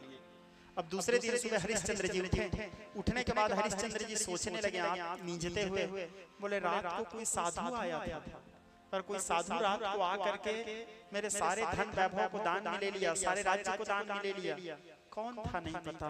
ऐसे सोच ही रहे थे कि जोगी के वेश में विश्वामित्र जी पहुंचे, कहां? महाराज हरिश्चंद्र के द्वार में। और हरिश्चंद्र से कहने लगे राजन याद है रात्रि को दिया हुआ दक्षिणा, यह स्वप्न है बोल के छोड़ दिए उसको। हरिश्चंद्र कहता है स्वप्न में हो या रोज में मन मेरा रहता है एक समान, चाहे सपने में दान करूं या जागृत अवस्था में दान करूं, जो दे दिया सो दे दिया। बोले पूरा राजपाट दान दे चुके हो मेरे को सपने में? बोले हाँ। बोले राज मुकुट, हरिश्चंद्र भी तो सत्यवादी थे, वशिष्ठ जी के शिष्य थे, अपने मुकुट को उतारे और विश्वामित्र जी के पैरों के नीचे रख दिया।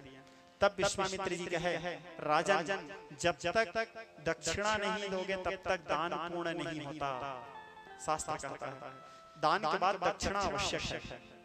जैसे मैं तुम्हारे यहाँ पूजा किया बेटा प्रमोद, तो तुम मेरे को दान में कुछ भी दे दिए, दान में कुछ भी देने के बाद अलग से अतिरिक्त तुमको दक्षिणा की राशि हमको देना ही चाहिए, चाहे 1 रुपए भी अलग से दो, जिसको हमारे क्षेत्रीय भाषा में घुर्सी दक्षिणा भी बोलते हैं, ठीक है? तो उसके बाद देना ही चाहिए, तब वो दान पूर्ण होता है, नहीं तो वो दान अधूरा रह जाता है। तो दक्षिणा क्या दोगे राजन? दान तो दे दिए, दक्षिणा क्या दोगे? तब फिर राजा हरिश्चंद्र बोले सैनिक दौड़ते बोले मेरे राजकोष से 10 लाख स्वर्ण मुद्रा ला करके विश्वामित्र जी को प्रदान करो। विश्वामित्र जी बोले राजा सावधान, जब तुम पूरे राजकोष से ही दान कर चुके, पूरे राज्य मेरे को दान कर चुके, तो राजकोष पे तुम्हारा कहां से अधिकार रह गया? जो तुम राजकोष से खजाना मंगा के मेरे को दक्षिणा दे रहे हो, तुम तो पूरे राज्य दान कर चुके हो मेरे को। तब हरिश्चंद्र हाथ जोड़ के बोले क्षमा करो मुनिराज, राजा था ना इससे पहले, आदत सा बन गया था आदेश देने का, इसलिए धोखा से आदेश दे डाला। तारामती जो हरिश्चंद्र की पत्नी थी, उसके गले के माला को निकाली और उसके गले के माला को निकाल करके विश्वामित्र जी को प्रदान किए। वो 5 लाख स्वर्ण मुद्रा के बराबर था। बोले अब 5 लाख स्वर्ण मुद्रा बचा, इसके लिए मैं हाथ जोड़ करके आपसे निवेदन करता हूँ विश्वामित्र जी, मेरे को 1 महीना का समय दो। 1 महीना के अंतर्गत मैं आपके 5 लाख स्वर्ण मुद्रा दक्षिणा आप समर्पित करूंगा। विश्वामित्र जी बोले ठीक। विश्वामित्र जी मन में सोचते हैं वारे वशिष्ठ क्या शिष्य पाया है तो, सत्य धर्म पालन करने के लिए राज्य तक का त्याग कर दिया, भिखारी बन गया लेकिन सत्य को नहीं छोड़ा। विश्वामित्र जी ये नहीं बोले वारे हरिश्चंद्र, क्या बोले? वारे वशिष्ठ क्या शिष्य पाया है तो। अब महाराज हरिश्चंद्र अपने पत्नी तारामती और बेटा रोहित को लेकर के अयोध्या के महल से बाहर निकले। निकसी द्वार वशिष्ठ भय ठाणे, जैसे निकले द्वार के सामने में गुरु महाराज वशिष्ठ खड़े थे। अपने शिष्य को इस प्रकार अवस्था में देखे, आज वो दीन हो गए। इससे पहले जब वो अपने शिष्य को देखते थे तो हजार दास दासी उनके आगे पीछे घूमते रहते थे, लेकिन आज उसके वही शिष्य महाराज हरिश्चंद्र, उसके पास न तो राज्य है, न दास है, न दासी है, न रत्न है, न वैभव है, न खजाना है, द्वार से ऐसे ही खाली हाथ निकल रहे हैं। वशिष्ठ की आंखों में आंसू बहने लगा। वशिष्ठ को समझाते हुए महाराज हरिश्चंद्र कहे, गुरुदेव आपकी आंखों में आंसू गुरुदेव, आपको तो गर्व होना चाहिए गुरुदेव कि आपके शिष्य आपके द्वारा दिए गए शिक्षा के कारण अपना सर्वस्व त्याग कर दिया, लेकिन सत्य का त्याग नहीं किया गुरुदेव। आपको तो गर्व होना चाहिए, आप रोते क्यों हो गुरुदेव? वशिष्ठ जी हरिश्चंद्र को गले से लगा लिए और बोले, जाओ पुत्र, तुम्हारा कल्याण हो पुत्र। हाथ जोड़ करके महाराज हरिश्चंद्र विश्वामित्र जी वहां खड़े थे। विश्वामित्र जी से कहते हैं, हे भगवान, मेरे ये जो प्रजा है मेरे को माता पिता के समान प्रेम करते थे, जाते जाते बस आपसे ये अनुरोध है, सबके भार संहार गोसाई, इन सबके भार को आप संभालो, अब इनके माता पिता के समान आप इनका संरक्षण करो। इस प्रकार कह करके महाराज हरिश्चंद्र अपने पत्नी तारामती और बेटा रोहित को लेकर के काशी के बाजार में खड़े हो गए। काशी जहां भगवान विश्वनाथ विश्वेश्वर निवास करते हैं, जिसको वाराणसी भी कहते हैं। काशी का सबसे पहला नाम क्या है? आनंदवन। वाराणसी नहीं है, काशी का पहला नाम क्या है हमारे पुराणों के अनुसार? आनंदवन। कालांतर में फिर उसका नाम पड़ा वाराणसी, काशी अब बनारस हुआ। सबसे पहला नाम उसका क्या है? आनंदवन। तुलसीदास जी के कथा में आता है, आनंद कानन हसस्मित जगदस्तरु कविता मंजरी भांति राम भ्रमर भूषिता। जब भगवान काशी भगवान महादेव और माता पार्वती को अत्यंत प्रिय था। जब भगवान महादेव माता पार्वती के साथ लीला विहार करने की इच्छा होता था, प्रणय करने की इच्छा होता था, प्रणय काल में आलिंगन चर्मोत्कर्ष में भारी थी, श्वासों श्वासों की कोमल सैया, ख्वाबों की चार दीवारी थी। जब भोले बाबा प्रणय करते थे जगदम्बा के साथ, कैसे प्रणय? रावण अपने शिव तांडव में इस लाइन को लिखे हैं, धरा धरेंद्र नंदनी विलास बंधु बंधु रस पुरत दिगंत संसति प्रमोदमान मानसे। क्या है ये श्लोक का अर्थ? दूसरा एक और लाइन आता है शिव तांडव में, धरा धरेंद्र नंदनी कुचक्र चित्र पत्रकः प्रकल्पनायक शिल्पनी त्रिलोचने रतिर्ममः। क्या है इस लाइन का अर्थ? आप लोग कभी विचार क्यों? पढ़ते हम सब लोग हैं, सुनते हम सब लोग हैं, अर्थ क्या है इस लाइन का? दो बार आता है धरा धरेंद्र नंदनी। पहला धरा धरेंद्र नंदनी कुचक्र चित्र, धरा धरेंद्र नंदनी विलास बंधु बंधु रस पुरत दिगंत संसति प्रमोदमान मानसे कृपा कटाक्ष धोरणे नृत्य दुर्धरापदी कुचित दिगंबरे मनो विनोद वेदु वस्तुनि। और दोबारा आता है धरा धरेंद्र नंदनी कुचक्र चित्र पत्रकः प्रकल्पनायक शिल्पने त्रिलोचने रतिर्ममः नवीन मेघ मंडले नृत्य दुर्धरस प्रत्युनि सीतीतमः प्रवत्तवद्ध कंदर। पहला लाइन का अर्थ हिंदी ट्रांसलेशन, धरा धरेंद्र नंदनी का, जो पर्वतों के राजा के, धरा धरेंद्र नंदनी, जो पर्वतों के राजा के सुता के संग मग्न है, उमा के हर कटाक्ष से प्रसन्न है, निमग्न है, विलास बंधु बंधु रहा, ठीक स्फुरत दिगंत संसति प्रमोदमान मानसे। जो पर्वतों के राजा के सुता के संग मग्न है, उमा के हर कटाक्ष से प्रसन्न है, निमग्न है। दूसरा बार जब लाइन आता है, धरा धरेंद्र नंदनी कुचाग्र चित्र पत्रकः, कुचाग्र चित्र पत्रकः, हिंदी ट्रांसलेशन, स्तनों पे पार्वती के चित्रकारी करने में चतुर, बढ़े सदा ही मेरा प्रेम भाल चंद्रधारी में। कुचाग्र चित्र पत्रकः, स्तनों पे पार्वती के चित्रकारी करने में चतुर। तो भगवान महादेव जब प्रणय करते थे, लीला करते थे, तो आनंदवन में जाकर के लीला करते थे, और आगे चल करके फिर वही विश्वनाथ के रूप में भोले बाबा स्थापित हुए। तो वही जहाँ भगवान के 12 ज्योतिर्लिंगों में से एक ज्योतिर्लिंग है दिव्य ज्योतिर्लिंग है। भगवान महादेव के सभी 12 ज्योतिर्लिंग हैं श्रोता समाज, लेकिन काशी फिर भी काशी है। हालांकि सभी ज्योतिर्लिंगों का अपने अपने आप में एक विशेष महत्व है, सभी ज्योतिर्लिंगों का अपने आप में एक स्थान है। जैसे उज्जैन को साधना का स्थान माना जाता है, योगियों के लिए, साधकों के लिए, नागाओं के लिए, अघोरियों के लिए उज्जैन को जो है साधना का स्थल माना जाता है। लेकिन काशी स्वयं सिद्ध है, काशी में साधना करने की आवश्यकता नहीं पड़ता, काशी स्वतः सिद्ध है। उज्जैन में साधना करने से शीघ्र सिद्धि मिल जाती है, लेकिन काशी में जाने मात्र से सिद्धि मिल जाती है। इसलिए तो महामंत्र क्यों सिद्धि मिलती है? कारण महामंत्र सोई जपत महेशो। उस काशी के घाट में बैठ करके नित्य निरंतर भगवान महादेव क्या करते रहते हैं? हरे कृष्णा, काशी में चलते रहता है उनका, कृष्ण कृष्ण हरे हरे। ऐसे तुलसीदास जी बोल रहे हैं, मैं नहीं बोल रहा हूँ। महामंत्र सोई जपत महेशो, और महामंत्र क्या है? इति षोडश गहना कलिकलमो सनासनम। देखो जितने भी तंत्र मंत्र हैं, मेरे एक एक शब्दों को ध्यान से समझना आप लोग। जितने भी तंत्र मंत्र हैं, जितने भी विद्या हैं, जितने भी शास्त्र पुराण हैं, सबके रचयिता कौन है? आद्य प्रणेता महादेव जी। कोई दूसरा नहीं है डायरेक्टर, कोई दूसरा नहीं है निर्देशक, सबके आद्य प्रणेता कौन है? महादेव। किसी को व्यास जी को दिए, बोले तुम लिखो, भागवत को व्यास जी को दिए, किसी को वाल्मीकि को दिए, जा बेटा तू लिख, किसी को और किसी को दिए, लेकिन रचयिता कौन है? रचि महेश निज मानस राखा। सबसे पहले लिखने वाले कौन है? महादेव ही हैं, सभी चीजों के जनक। लेकिन खुद नहीं किए, कुछ को व्यास जी को दिए, कुछ को और किसी को, कुछ को और किसी को। ये सभी आगम शास्त्र निगम शास्त्र सबके रचयिता महादेव हैं। किसी चीज को ऋषि मुनियों को दिए, किसी चीज को संत महात्माओं को दिए, किसी को अघोरियों को दिए। अब बच गया तंत्र मंत्र। अब जितने तंत्र मंत्र हैं उसके रचयिता भी महादेव हैं। सारे तंत्र मंत्र के, सारे अच्छे विद्या और सारे बुरे विद्या, सब चीजों के रचयिता महादेव हैं। सब अब इसको क्या करें? महादेव रचना करने के बाद सभी तंत्र मंत्रों को बोले एक काम करते हैं, हमारे तो बहुत से चेले हैं। बोले बेटा रावण इधर आओ। बोले गुरुदेव तेरे क्या चाहिए बेटा?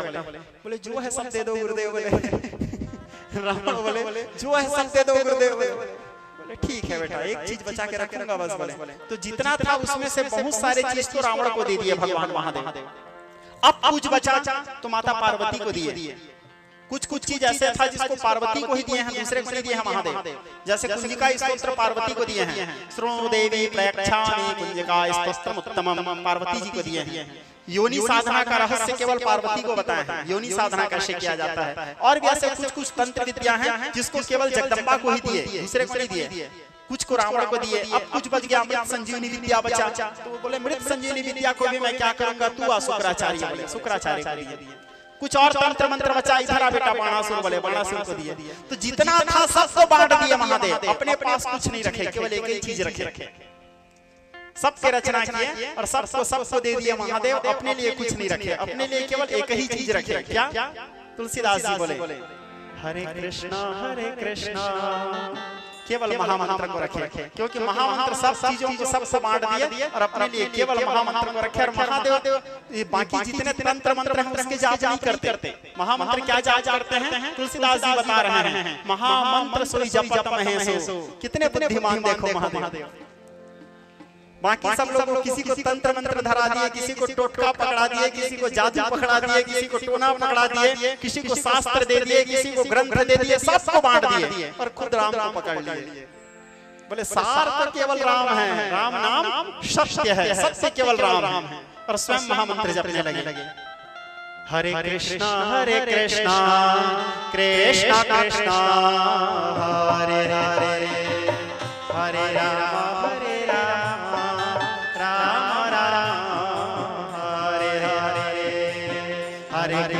हरे कृष्णा कृष्णा कृष्णा हरे हरे, हरे राम राम राम हरे हरे। हरे कृष्णा कृष्णा कृष्णा हरे हरे, हरे राम राम राम हरे हरे।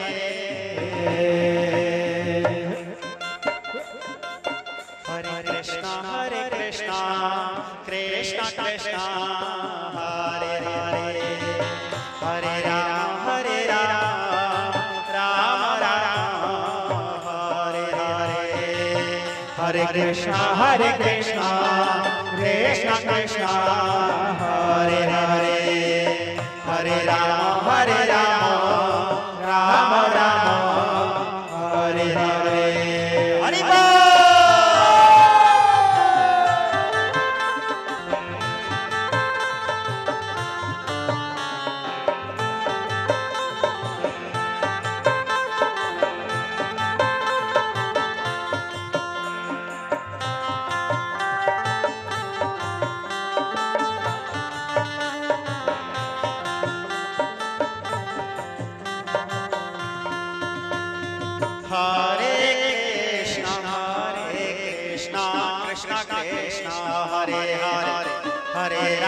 हरे राम राम राम हरे हरे हरे कृष्ण कृष्ण कृष्ण हरे हरे हरे राम राम राम हरे हरे हरे कृष्ण कृष्ण कृष्ण हरे हरे हरे राम राम राम हरे हरे हरे कृष्ण कृष्ण कृष्ण हरे हरे हरे राम राम राम हरे हरे हरे कृष्ण कृष्ण कृष्ण हरे हरे हरे राम राम राम हरे हरे बोल हरि बोल राधे राधे राधे हरे राम राम राम हरे हरे हरे कृष्ण कृष्ण कृष्ण हरे हरे हरे राम राम राम हरे हरे हरि हरि बोल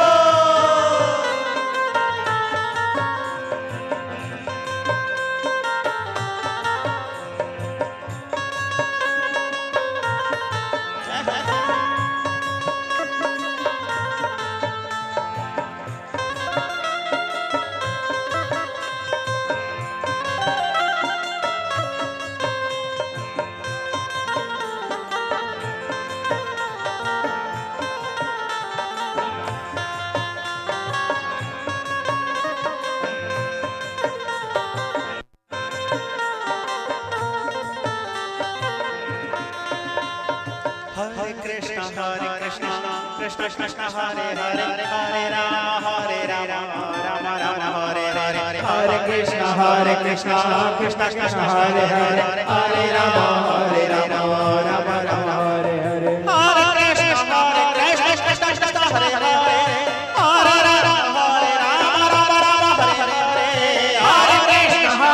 कृष्ण कृष्ण हरे हरे हरे राम हरे हरे हरे कृष्ण कृष्ण कृष्ण हरे हरे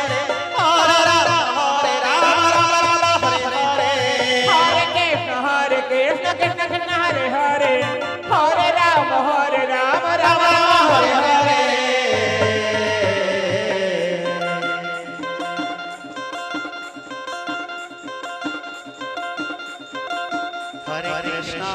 कृष्ण कृष्ण कृष्ण हरि बोल हरे राम राम राम हरे हरे हरे कृष्ण कृष्ण कृष्ण हरे हरे हरे राम राम राम हरे हरे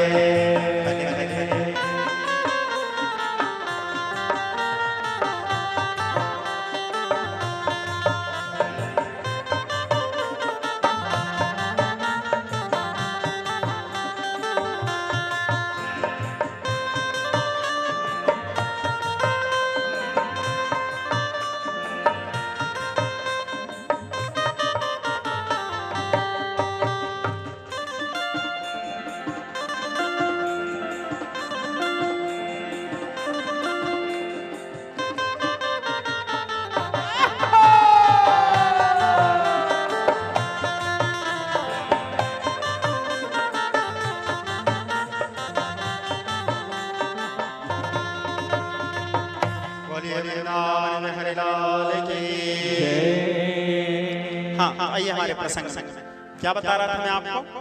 महामंत्र सोई जपत महेशो, भगवान देवादिदेव महादेव महामंत्र को बस स्वयं रखे अर्थात राम नाम को, और बाकी सबको सब लोगों को बांट दिया।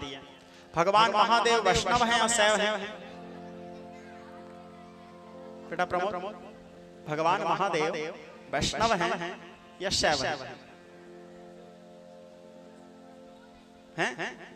इन लोगों को पूछ के बताए कि अपने दिमाग से बताए, ईमानदारी से। ठीक ठीक। महादेव भगवान महादेव जो है वो परम वैष्णव हैं। शिव जी शैव नहीं हैं। शिव जी कौन है? वैष्णव है। श्रीमद् भागवत महापुराण के 12 स्कंद में श्लोक आता है भागवत जी के, वैष्णवानाम यथा शंभु। क्या श्लोक आता है? वैष्णवानाम यथा शंभु। वैष्णवों में अग्रगण्य वैष्णव कौन है? भगवान महादेव, परम वैष्णव भगवान महादेव, आदि वैष्णव है। और भगवान नारायण जी जो हैं, हमारे जगन्नाथ जी जो हैं, परम शैव है, आदि शैव। सबसे पहले भगवान शिव की पूजा करने वाले, सबसे पहले भगवान महादेव को मानने वाले जो नारायण जी हैं, भगवान विष्णु जो हैं, वो परम शैव हैं। विष्णु जी के जो भक्त हैं वो वैष्णव कहलाए। विष्णु जी वैष्णव नहीं है, नारायण जी के जो भक्त हैं वो वैष्णव कहलाए, लेकिन नारायण जी वैष्णव नहीं है, नारायण जी शैव हैं। और शिव जी के जो भक्त हैं वो शैव कहलाए, लेकिन शिव जी शैव नहीं है। शिव जी कौन है? परम वैष्णव है। वैष्णवानाम यथा शंभो, भागवत कहता है शिव जी परम वैष्णव है। तो भगवान महादेव नित्य निरंतर महामंत्र के जप करते रहते हैं, इसीलिए काशी स्वयं सिद्ध है। इसीलिए कहा जाता है काशी में जो व्यक्ति मरते हैं वो तत्काल मोक्ष को प्राप्त कर लेते हैं, क्योंकि वहां कंटिन्यू धारा प्रवाह अविरल महादेव का महामंत्र चलते ही रहता है। तो वह महाराज हरिश्चंद्र जो हैं, अब आइए प्रसंग में, हरिश्चंद्र जो हैं अपने पत्नी तारामती और बेटा रोहित कुमार को साथ में लेके काशी के बाजार में खड़े हुए, और काशी के चौराहे में खड़े होकर के महाराज हरिश्चंद्र आवाज देने लगे, ऐ काशी के रहने वालों, हम लोग बिकाऊ हैं, कोई हमें खरीद लो। क्या विचित्र समय श्रोता समाज, इसे कहते हैं समय। इतने बड़े महाराज हरिश्चंद्र, हजार हजार लाखों लाखों दास दासी जिसके आगे पीछे घूमते रहते थे। समय बेटा प्रमोद। देखो श्रोता समाज, हमारे पिताजी बोलते थे हमेशा, बेटा समय का सदैव सम्मान करो। तुमको भी कभी बोले होंगे, पिताजी हमेशा बोलते थे समय का सदैव सम्मान करो, समय को सदैव इज्जत दो, क्योंकि समय है तो तुम एक से अनेक हो जाओगे, लेकिन समय खत्म हुआ तो लाखों करोड़ों देकर के भी 1 मिनट का समय नहीं मांग सकते। समय है, वाणी और पानी का दुरुपयोग मत करो, उनका पहला उपदेश था। तुम हमारे पिताजी के बेस्ट फ्रेंड हो इसलिए बोल रहा हूँ, ठीक है। और दूसरा उनका उद्देश्य था समय का सदुपयोग करो, जितना हो सके समय का सम्मान करो, सदुपयोग करो, आदर दो उनका। तो विज्ञ स्नेही स्वजन महाराज हरिश्चंद्र काशी के घाट में खड़े होकर के आवाज देने लगे, ऐ काशी के रहने वालों, हमें खरीद लो, हम बिकाऊ हैं। सोचो, पलक झपकते ही भिखारी विश्वामित्र अयोध्या के राजा बन गए, और पलक झपकते ही अयोध्या के राजा हरिश्चंद्र भिखारी बन करके अपने आप को आज बेचने के लिए, अपने आप को बेचने की स्थिति आ गया। समय बड़ा बलवान, समय बड़ा बलवान रे भैया, समय बड़ा बलवान, समय बड़ा बलवान रे भैया, समय बड़ा बलवान। समय के आगे हम तो क्या हैं, समय के आगे हम तो क्या हैं, झुक जाते इंसान रे भैया, समय बड़ा बलवान रे भैया, समय बड़ा बलवान। और इंसान क्या, समय के आगे हम तो क्या हैं, समय के आगे हम तो क्या हैं, झुक जाते भगवान रे भैया, समय बड़ा बलवान रे भैया, समय बड़ा बलवान। इस दुनिया में समय ने भैया, इस दुनिया में समय ने भैया, राम को भी ना छोड़ा, राम को भी ना छोड़ा, राम को भी ना छोड़ा। राज सिंहासन छोड़ के उनका वन से नाता जोड़ा, वन से नाता जोड़ा, वन से नाता जोड़ा। ये संयोग वियोग यहाँ का खेल समझना आया, जीना पड़े हमें चाहे बिछड़े, प्राणों से कोई प्यारा, प्राणों से कोई प्यारा। जो हर हाल में, जो हर हाल में हंसकर जी ले, सुखी वही इंसान रे भैया, समय बड़ा बलवान रे भैया, समय बड़ा बलवान। समय देखो श्रोता समाज, भगवान कृष्ण जी भगवती भगवत गीता के श्लोक में लिखते हैं, सुख दुखम समय कृत्वा लाभा लाभो जया जय। सुख दुख लाभ हानि, जय पराजय, मान अपमान सबके जीवन में आएगा। आज यदि आप सुखी हो तो 100% मान के चलो कल आप दुखी होगे ही। यदि आज आप दुखी हो तो 100% मान के चलो कल आप सुखी हो गए ही। ये जो सृष्टि चक्र है ये घूमते रहता है, एक जगह में रुके नहीं रहता। एक पहलू में सुख है, एक पहलू में दुख, एक में मान, एक में अपमान, एक में सम्मान, एक में गरीबी, एक में अमीरी, एक घूमते रहता है। आज यदि हम निर्धन है तो कल धन आएगा ही। आज यदि हम अत्याधिक धनवान है तो कल गरीब ही होंगे। सृष्टि चक्र घूमते रहता है। भगवान कृष्ण बोले हैं इसी बात को, सुख दुखम समय कृत्वा लाभा लाभ हो जाए। यदि आज आपके पास अच्छा समय है तो उसका सम्मान करो और अपने पिछले दिन को याद करो कि पिछले दिन में आप कैसे थे। मनुष्य आगे बढ़ने के बाद कभी अपने पिछले दिन को नहीं भूलना चाहिए कि पिछले दिन में मैं कौन था, मेरा स्थिति क्या था। आगे बढ़ने के बाद क्योंकि वो तुम्हारे जीवन का अनुभव होता है, जो तुम उस अनुभव को अपने आने वाले पीढ़ी या संतान को दे सकते हो कि बेटा मैं ये समय गुजारा हूं, तुमको ये समय गुजार जाना पड़े, वो अनुभव होता है। कृष्ण जी बोले और जो मनुष्य अपने जीवन में दुख सुख लाभ हानि जय पराजय मान अपमान सबको एक समान मान के चलता है वही स्थित प्रज्ञ है। गीता का श्लोक है। लाभ लाभ हो जाए। समय हमेशा एक जैसा नहीं होता श्रोता समाज। आज यदि हम सुखी हैं तो कल दुख आएगा ही। और देखो दुख आने से हमको घबराना भी नहीं चाहिए। कई लोगों के जीवन में मैं देखता हूँ, आप लोग भी अनुभव किए होंगे, थोड़ा सा दुख आता है, थोड़ा सा तकलीफ आता है तो बड़े घबरा जाते हैं, चिंता करने लगते हैं, भगवान को गाली देने लगते हैं। बोले हम भगवान की इतना पूजा करते हैं, हम भगवान की इतना पाठ करते हैं, हम भगवान की इतना सेवा करते हैं और भगवान हमको देखते भी नहीं है। देखो श्रोता समाज, आपके पूजा पाठ करना अलग जगह है, भगवान आपको नहीं देख रहे हैं ये एक अलग बात है। पूजा पाठ करने से आपके जीवन में दुख नहीं आएगा ऐसा नहीं है।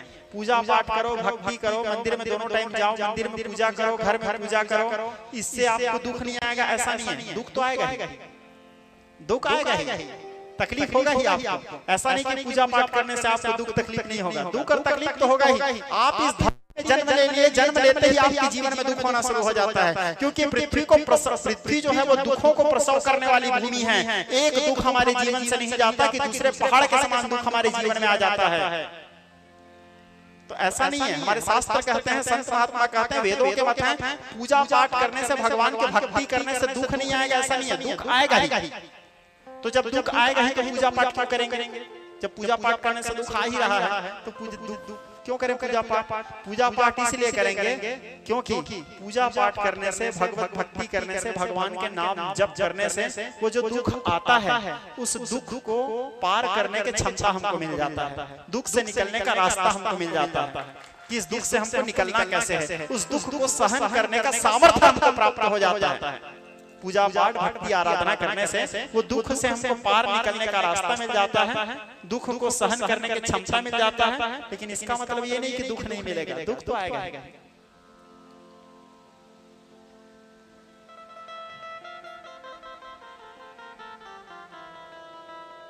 दुख आने से कभी घबराना भी नहीं चाहिए, गले लगाओ उसको, क्योंकि भगवान दुख हर इंसान को नहीं देते श्रोता समाज, छांट के देते हैं। जो उसको संभाल सके उसी के जीवन में दुख देते हैं भगवान। क्योंकि पिता के यदि 4 पुत्र हैं तो चारों पुत्रों को पिता कोई विशेष जिम्मेदारी नहीं देता। पिता जानते रहता है कि मेरा ये पुत्र ही इस काम को अच्छा से कर सकता है। जो पुत्र के प्रति उसको विश्वास रहता है वो उसी पुत्र को दायित्व देता है कि ये काम को यही करेगा, क्योंकि उसके पिता जानता है मेरा बाकी पुत्र नालायक है, यही है जो कर सकता है। तो भगवान दायित्व जो है उसी के कंधे में देते हैं। जो उसको दुख आए तो घबरा मत। देखो हम मंदिर जाते हैं, कभी आप अनुभव करो, आप मंदिर जाते हो, ठीक है, मंदिर जाते हो तो कभी मंदिर में काजू कतली का प्रसाद मिलता है, ठीक है, कभी मंदिर में लाची दाना का प्रसाद मिलता है, कभी आटा प्रसाद भी मिलता है, ठीक है, मिलता है ना। कोई जरूरी थोड़ी है कि रोज काजू कतली मिले हमारे जगन्नाथ मंदिर जैसे रोज, क्योंकि कुछ देवता ऐसे हैं वही बस क्या है ब्रांडेड भोग खाते हैं। बाकी मंदिर में तो आटा प्रसाद भी मिलेगा आपको, लाची दाना भी मिल सकता है आपको, कुछ भी भोग, कोई जरूरी नहीं है कि रोज अच्छा ही मिठाई मिले, अच्छा ही प्रसाद। तो जब आप मंदिर जाएंगे, किसी दिन आपको काजू कतली मिल गया तो आप उसको बड़े खुशी से खाओगे। अब दूसरे दिन आप मंदिर जाओगे, आपको लाची दाना मिलेगा तो उसको नहीं खाओगे क्या? लाची दाना मिला है उसको भी तो आपको उतनी ही खुशी से खाना है, क्योंकि वो लाची दाना भी तो भगवान का ही प्रसाद है, उसी परमात्मा का प्रसाद है। जितना प्रसन्नता से काजू कतली को खाया है उतनी प्रसन्नता से लाची दाना को खाओ। तो सुख यदि भगवान के द्वारा दिए गए प्रसाद है तो दुख भी उनके द्वारा दिए गए प्रसाद है। तो सुख को जितने प्रसन्नता से स्वीकार किए हो, दुख को भी उतने प्रसन्नता के साथ स्वीकार करो। प्रभु ये भी तो आपके द्वारा दिया गया प्रसाद है प्रभु, उतनी प्रसन्नता से स्वीकार करो। और दुख है तो घबराओ मत। आंसुओं को बहने न दो, बड़ा प्यारा गजल है। आंसुओं को बहने न दो, प्यार की निशानी है। आंसुओं को बहने न दो, प्यार की निशानी है। मीरा का फसाना राधा की कहानी है। मीरा का फसाना, अपने आंखों में आंसू मैंने भी संजोए हैं। थम गए तो मोती और बह गए तो पानी है। थम गए तो मोती और बह गए तो पानी है। आंसुओं को बहने न दो, प्यार की निशानी है। आंसुओं को तो दुख आए तो घबराओ मत, क्योंकि प्रदीप जी को तो आप लोग जानते होंगे, लगभग सब लोग, जितने बुजुर्ग लोग हैं वो लोग तो विशेष रूप से जानते हैं। प्रदीप जी अपने भजन में बड़े सुंदर भाव कहे हैं। दुख तो सबको है, इस संसार में ऐसा कोई नहीं है जो व्यक्ति पूर्ण रूप से सुखी हो। कोई अपने पुत्र से दुखी, कोई अपने बेटी से दुखी, कोई अपने पति से दुखी, कोई अपने पिता से दुखी, कोई अपने पत्नी से दुखी। किसी के पास धन नहीं है तो दुख, किसी के पास ज्यादा धन हो गया है तो भी दुख। रात भर सो नहीं सकता, किस समय रात को चोर आके उसके गला दबा दे। किसी के पास ज्यादा है तो भी दुख, किसी के पास नहीं है तो दुख सबको है। हमने गिन गिन हर तस्वीर देखे, एक हंसता है 10 रोते हैं। ये प्रभु के अद्भुत, प्रभु के अद्भुत जागीर देखे, एक हंसता है 10 रोते हैं। कुछ बोल प्रभु ये क्या माया, तेरा खेल समझ में ना आया। हमने देखे महल कुटीर देखे, एक हंसता है 10 रोते हैं। हमने गिन गिन हर तस्वीर देखे, एक हंसता है 10 रोते हैं। ये प्रभु के अद्भुत, प्रभु के अद्भुत जागीर देखे, एक हंसता है 10 रोते हैं। तो दुख तो सबके जीवन में आएगा। नानक दुखिया सब संसार, संसार में सब दुखी हैं। घाट दुखी और बाट दुखी, रंग दुखी धन रीता रे। कहे कबीर सुनो भाई साधु, राम भजा सो सीता रे। जो नित्य राम नाम में आनंदित रहते हैं, राम नाम में अपने लगन को लगाए हैं, वही प्रसन्न है। एक बड़ा सुंदर गीत है। राम भजा सो जीता जग में, राम भजा सो जीता रे। राम भजा तो जीता जग में, राम भजा तो जीता ला। अरे राम भजा सो जीता जग में, राम भजा सो जीता ला रे। राम भजा तो जीता जग में, राम भजा तो जीता ला। अरे राम भजा सो जीता ला रे। राम भजा सो जीता ला। अरे राम भजा सो जीता ला रे। राम भजा तो जीता ला। अरे पढ़े भागवत गीता, अरे पढ़े भागवत गीता जग में, राम भजा सो जीता। अरे पढ़े भागवत गीता, अरे पढ़े भागवत गीता जग में, राम भजा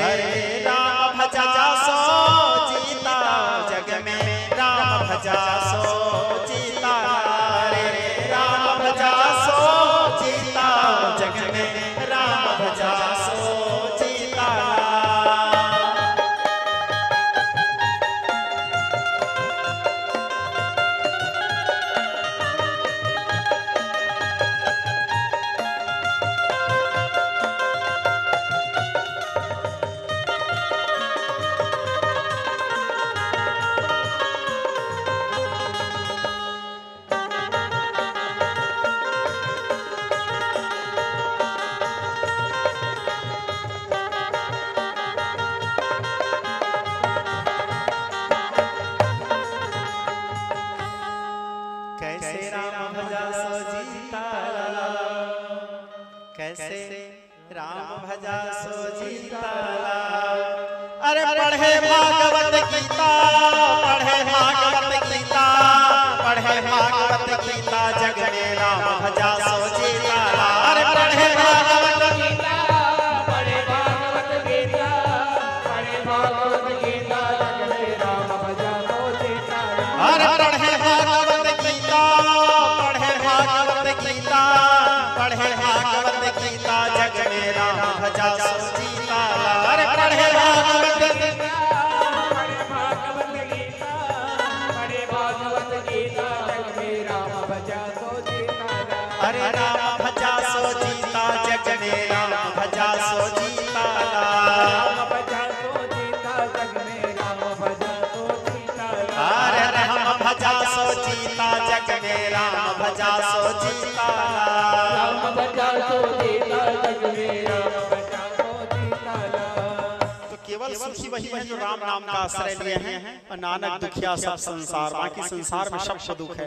तो हरिश्चंद्र जी कहाँ काशी के बाजार में खड़े होकर के आवाज देने लगे, है काशी के रहने वालों, हम तीनों बिकाऊ हैं, कोई हमें खरीद लो। समय समय बड़ा बलवान। इसी समय की चर्चा कर रहा था।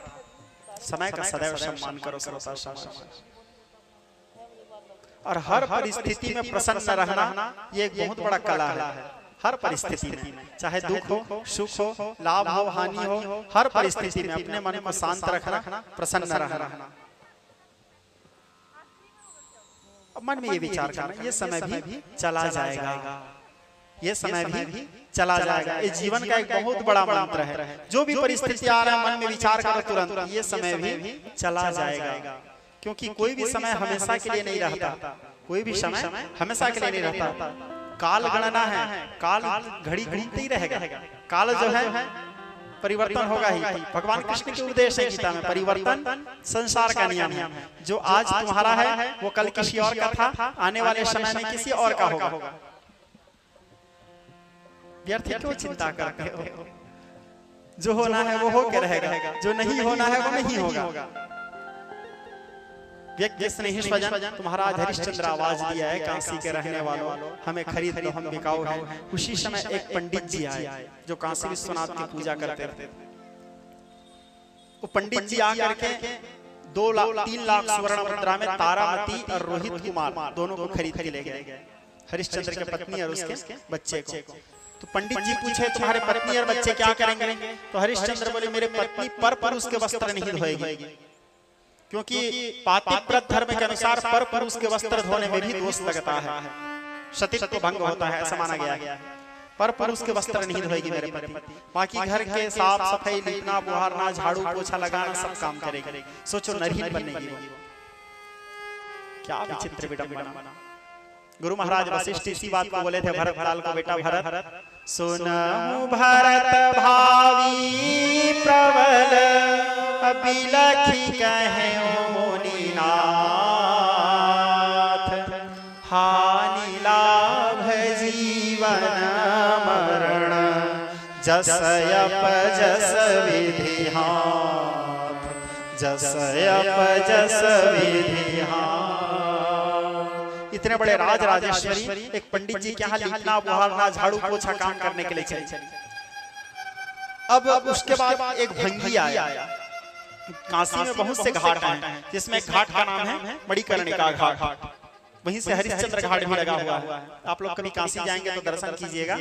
तो मणिकर्णिका घाट, वहाँ धू-धू करते हुए चिता जलते रहती है नित्य निरंतर। प्रतिदिन 108 चिता जलती है वहाँ, प्रतिदिन। रोज वहाँ का रूटीन है, रोज 108 चिता जलेगा ही वहाँ। वहाँ का अग्नि कभी शांत नहीं हुआ। अनादि काल से लेकर के आज तक वहाँ काशी के मणिकर्णिका घाट में अग्नि धधकते ही रहती है। वहाँ के अग्नि आज तक चिता की अग्नि शांत नहीं हुआ है। वही भगवान भूत भावन अघोर घोर घोरभ्यः घोर घोर तरेभ्यः, भगवान सर्वेश्वर भगवान महा अघोरेश्वर नित्य निवास करते हुए वहाँ वैरागी के रूप में निवास कर रहे हैं, महा अघोरेश्वर के रूप में। वही के जो भंगी हैं वो आया हरिश्चंद्र को 2 लाख स्वर्ण मुद्रा में ले लिए। 3 लाख में पत्नी और बच्चे गए, 2 लाख में वो। तो 5 लाख जो स्वर्ण मुद्रा बचा हुआ था दक्षिणा की राशि, उसको विश्वामित्र जी को प्रदान किए। अब उनके पूरे दक्षिणा हो गया। विश्वामित्र जी उसके बाद कहते हैं, वारे वशिष्ठ, क्या चेला पाया है तू। राज्य चला गया, पत्नी चला गया, पुत्र चला गया, अपने आप को बेच दिया, फिर भी धर्म को नहीं छोड़ा, फिर भी सत्य को नहीं छोड़ा, क्या शिष्य पाया है तू।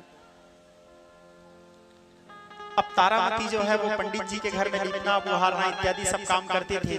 रोहित कुमार जो थे वो रोज बन जाते थे आनंदवन, और वन में जाकर के पुष्प, दुर्वा, शमी पत्र, शिव जी की पूजा के लिए बिल्व पत्र, अपराजिता पुष्प, पारिजात, धतूरा, कणेर, शिव जी के जो भी प्रिय पुष्प हैं, समिधा, काष्ठ इत्यादि लेकर के आते थे। छोटा सा बालक, 6-7 साल का बालक था। जंगल जाकर के काम करके लाके पंडित जी की पूजा से पहले जल भर के रख देते थे, पूरा पूजा की तैयारी कर देते थे। और तारामती पंडित जी के घर में अनेक प्रकार के जो नरहीन का काम होता था वो सारे काम को करते थे। अब हरिश्चंद्र को वो भंगी पूछता है, चांडाल क्या पूछता है कि भैया हरिश्चंद्र, बोले हाँ। बोले तुमको भोजन बनाना आता है, तुमको सूखा रसोई दे दूंगा, भोजन बना के कर लेना, तुम खाओगे क्या। हरिश्चंद्र बोला मेरे को भोजन बनाना तो नहीं आता। इससे पहले कभी हरिश्चंद्र भोजन तो बनाया नहीं था, क्योंकि उनके लिए तो भोजन बनाने के लिए स्वयं तारामती थी। किसी कारणवश तारामती यदि ऋतु स्नान करती भी थी तो उसके तो राज्य में हजार सेवक लोग ऐसे आगे पीछे घूमते रहते थे, उनको कभी अवसर ही नहीं मिला भोजन बनाने का। बोले हमको भोजन बनाना नहीं आता, हमारे लिए रोज सत्तू भेजवा देना, सत्तू को ही हम खा करके जीना तो है। अब जीने के लिए खाना है, अब जीने के लिए खाना है, ये विचार महाराज हरिश्चंद्र। सत्तू जानते हैं आप लोग, आटा जैसा होता है। नवरात्रि में सप्तमी के दिन माता कालरात्रि के सबसे प्रिय भोग माना गया है सत्तू को। माता कालरात्रि के लिए देवी पुराण के अनुसार सबसे प्रिय भोग माना गया है सत्तू के भोग। तो उसी सत्तू को बना करके खाने के लिए, जैसे उसके भोजन का टाइम होता था, भोजन करने के लिए सत्तू को जैसे बनाते थे, गीला करते थे, उसी समय विश्वामित्र देखो इसके बाद भी और परीक्षा लूंगा, इतना परीक्षा ले लिए, पत्नी भी गए, पुत्र भी गया, खुद का शरीर भी गया, राज्य चला गया, उसके बाद भी विश्वामित्र देखो प्रतिशोध परीक्षा लेने के लिए क्या करता है। विश्वामित्र कभी कुत्ते के रूप में आ जाता था उसके खाने के टाइम में, और जीभ निकाल करके भूखा कुत्ता जैसे उसके सामने में रोने लगता था। हरिश्चंद्र अपने सामने में कुत्ता को भूखा देख करके वो अपने खाने के सत्तू कुत्ता को दे देते थे। कभी फिर अब शाम के सत्तू खाने का समय आता था, कभी भिखारी बन के आ जाते थे, भूखा भिखारी। फिर हरिश्चंद्र अपने खाने के उस सत्तू को उसको दे देते थे। ऐसे करते करते 21 दिन बीत गया। 21 दिन रोज हरिश्चंद्र के खाने के टाइम में कोई ना कोई रूप में आकर के उसके भोजन को स्वयं ग्रहण कर लेते थे। 21 दिन से हरिश्चंद्र भोजन नहीं किया है, शरीर कृश हो गया। 21 दिन में शरीर टूट जाता है बेटा, केवल जल के जी रहा था, शरीर कृश हो गया, दुर्बल हो गया, क्षीण हो गया, काला पड़ गया शरीर। एक तो शमशान में रहता था, दूसरा उसको भंगी बोले थे कि रोज कोई भी चिता जलाने आए तो उससे कर और कफन लेना, जब तक कर और कफन नहीं लोगे तब तक के लाश जलाने मत देना। उसका मालिक का आदेश था, और मालिक के आदेश, मालिक के पास वो अपने आप को बेच चुका है, तो मालिक के आदेश पालन करना उसका सबसे पहला धर्म है। तो कोई भी आते थे तो उससे कर और कफन लेते थे पहले। अब 21 दिन हो गया हरिश्चंद्र भूखा प्यासा केवल जल के सहारा जी रहा था। अब अपने लिए जल भरने के लिए गंगा जी गए, दशाश्वमेध घाट। गंगा जी में एक घाट है जिस घाट को बोलते हैं दशाश्वमेध घाट। गंगा जी के दशाश्वमेध घाट गए जल भरने के लिए, अपने पीने के लिए। जल जब भर लिए गगरी में, लेकिन हरिश्चंद्र 21 दिन के भूखा थे, धधकते हुए आगे के पास रहते थे। उसका शरीर इतना कमजोर हो गया था कि वो घड़ा को उठा नहीं पा रहे थे, इतना कमजोर था उसका शरीर। उधर से तारामती पंडित जी की पूजा के लिए जल भरने आई थी दशाश्वमेध घाट, वो भी जल भरी, और दूर से देखती है हरिश्चंद्र को पहचान नहीं पाई, ये मेरे पति हैं बोल के। इतना उसका शरीर कृश हो गया था, दुर्बल हो गया था। और मन में विचार करती है तारामती, काशी में तो साक्षात भगवती अन्नपूर्णा निवास करती है। काशी की मुख्य देवी कौन है? माता अन्नपूर्णा। अन्नपूर्णा सलापूर्णा शंकर प्राण वल्लभ है। काशी में कोई आदमी भूख नहीं मर सकता। ऐसे हमारे ग्रंथों में बताया गया है, 2 ऐसे स्थान हैं जहां कभी कोई आदमी भूखा पेट नहीं सोता। 2 ऐसे स्थान हैं संसार में जहां कभी कोई आदमी आज तक अनादिकाल से लेकर आज तक कभी भूखा पेट नहीं सोते। वहां उसको किसी ना किसी रूप से कहीं ना कहीं कोई ना कोई आके भोजन करवाएगा ही, भूखा पेट उसको सोना नहीं पड़ता। पहला काशी, दूसरा जगन्नाथपुरी, क्योंकि एक जगह विश्वनाथ है, एक जगह जगन्नाथ है, एक जगह महालक्ष्मी है, एक जगह अन्नपूर्णा है। काशी के मुख्य देवी कौन है? अन्नपूर्णा। जगन्नाथपुरी की मुख्य देवी कौन है? महालक्ष्मी। यहाँ विश्वनाथ, वहाँ जगन्नाथ। और जगन्नाथ और विश्वनाथ के रहते हुए कोई अनाथ नहीं हो सकते, ठीक है। तो ये दोनों जगहों में कभी कोई भूखे पेट नहीं सोते। तो मन में विचार करती है कौन? तारामती। बोले काशी में जहाँ स्वयं माता अन्नपूर्णा निवास कर रही है, ये कौन दीनहीन दरिद्र कंगाल है? सामने आके देखी महाराज हरिश्चंद्र है। बोले स्वामी आप? बोले हाँ तारा। बोले तारा, इस गगरा को मैं उठा नहीं पा रहा हूँ, गगरी को उठा के मेरे कंधे में डाल दो। तारामती बड़े सुंदर शब्द कहती है, स्वामी धर्म के रक्षा के लिए, सत्य धर्म के पालन के लिए आपने राज्य छोड़ दिया स्वामी, पत्नी पुत्र परिवार सब छोड़ दिए, आप एक चांडाल के घर में रहते हो स्वामी, शमशान में रहते हो। मैं एक पंडित जी के घर में पूजा के लिए जल भरने के लिए आई हूँ, आपको मैं छूंगी तो पंडित जी के पूजा के लिए जल कैसे भरूंगी? शमशान में रहने वाले हो आप। जिस सत्य धर्म के पालन के लिए आपने सर्वस्व त्याग किया, वो सत्य धर्म नष्ट हो जाएगा स्वामी मेरे को आपको छूने से। मैं आपको नहीं छू सकती स्वामी, फिर वो आपके सत्य का क्या रह जाएगा? मैं आपको एक उपाय बता देती हूँ स्वामी। उस गगरी को पहले धीरे से उठा के अपने घुटने में रखो, घुटने से फिर धीरे से उठाकर स्वामी उसको अपने कमर में रखना, कमर से धीरे से उसको उठा के अपने हृदय में रखना स्वामी, हृदय से धीरे से कंधे में रखना। ऐसे करते करते वो गगरा कंधा तक आ जाएगा स्वामी, फिर आप चले जाना। हरिश्चंद्र कहता है, हाँ विधाता। धीरे से उस गगरी को उठा करके हरिश्चंद्र तारामती के बताए अनुसार कंधे तक रखा। तारामती गगरी में जल भर करके पंडित जी के घर जाने लगी। जाते समय बार बार पलट पर हरिश्चंद्र को देखती थी, फिर रोने लगती थी। बोले हाँ विधाता, कैसे से कैसे समय ले आए भगवान।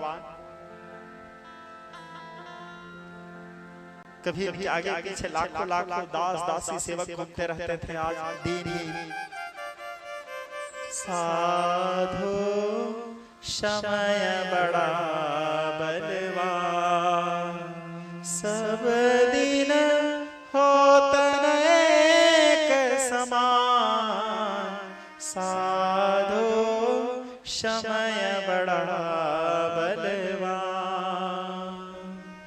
तारामती रोते बिलखते हरिश्चंद्र को देखते मूर्छित हो गई। वहां हरिश्चंद्र चिल्लाए तारा, लेकिन विवस्ता देखो जा करके वो तारा को उठा भी नहीं पा रहे हैं, स्वयं के पत्नी को नहीं उठा पा रहे हैं, बस इसलिए कि मैं शमशान में रहने वाला हूँ, ये पंडित जी के पूजा के लिए जल भरने जा रही है, यदि मैं इसको स्पर्श किया तो मेरे सत्य धर्म नष्ट हो जाएगा।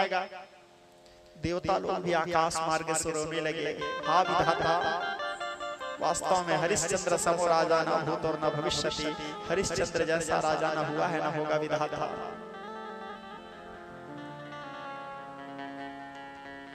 हरिश्चंद्र अपने गगरी से जल उठा करके तारामती के मुंह में छींटने का प्रयास किए। सहसा हरिश्चंद्र को याद आया, ये मरघट वाला मटकी है, इसके जल यदि मैं इसको छींटूंगा यह पवित्र हो जाएगी। फिर पंडित जी के घर वो जल भी नहीं छींट पाए, केवल चिल्लाते रह गए हरिश्चंद्र तारा तारा तारा, और चिल्लाते चिल्लाते हरिश्चंद्र वहीं पे गिर के बेहोश हो गए। उनका शरीर ऐसा कृष्ण। थोड़ी देर बाद तारामती को होश आया। तारामती को होश आया तो देखती है हरिश्चंद्र बेहोश पड़े हैं। तारामती फिर दौड़ते दौड़ते गई, गगरी में जल भर के लाई और अपने गगरी के जल को हरिश्चंद्र के ऊपर में दूर से गिराई, जिससे हरिश्चंद्र चेतना आया। चेतना आने के बाद कहते हैं स्वामी, उस सत्य को धिक्कार है स्वामी, जिस सत्य में दया नाम का चीज नहीं है। आपने सत्य सत्य सत्य सत्य कह करके सर्वस्व त्याग कर दिया स्वामी।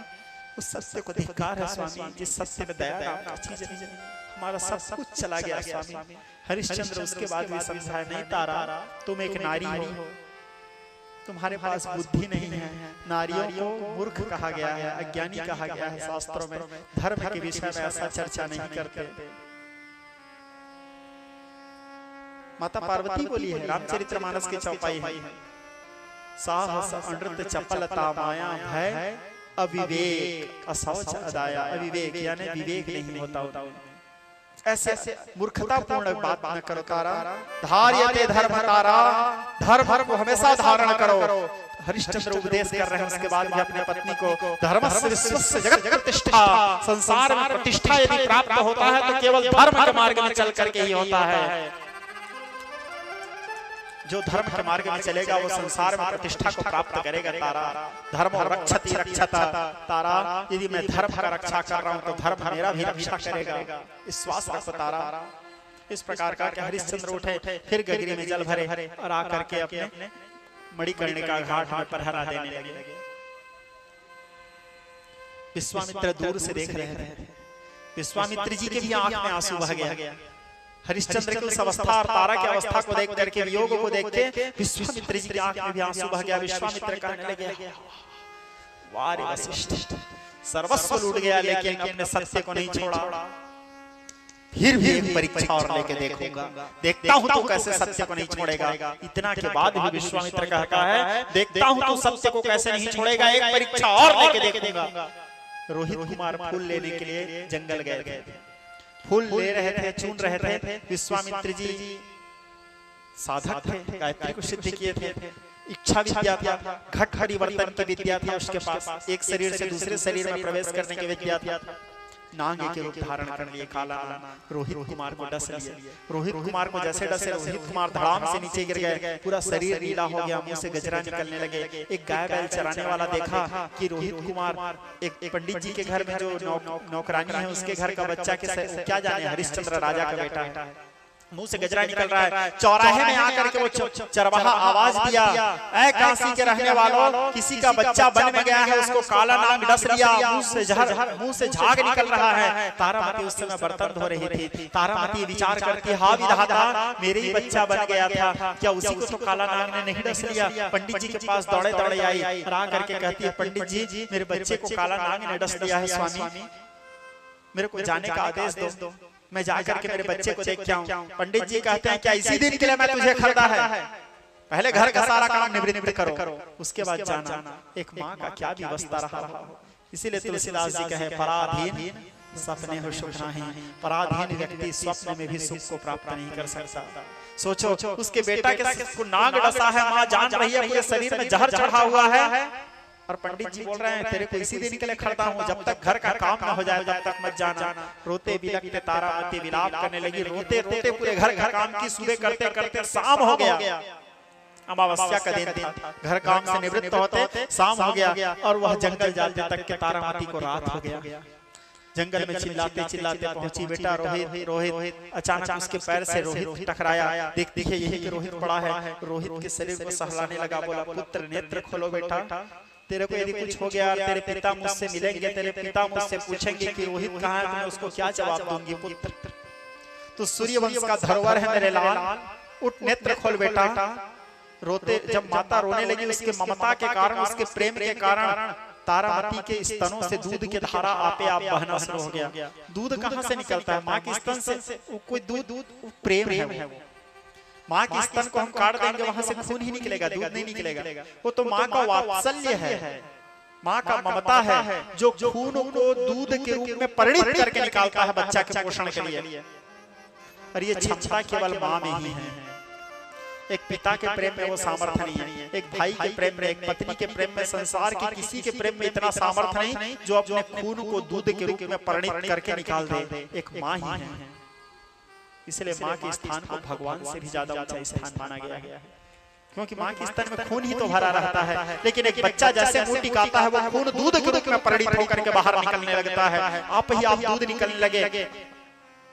तो रोहित कुमार के मुंह में जब दूध के धार पड़ा, रोहित कुमार चैतन्यता को प्राप्त हुए, उठ नहीं पा रहे थे, पूरे शरीर में जहर चढ़ा हुआ था। नेत्र खोला, कहने लगे, माँ मैं अभागा हूँ, इसलिए अभागा हूँ कि मैं अपने माँ बाप का सेवा नहीं कर पाया। संतान जन्म लेने का लाभ तो वही है माँ, जो संतान जन्म लेने के बाद अपने माँ बाप का सेवा कर सके।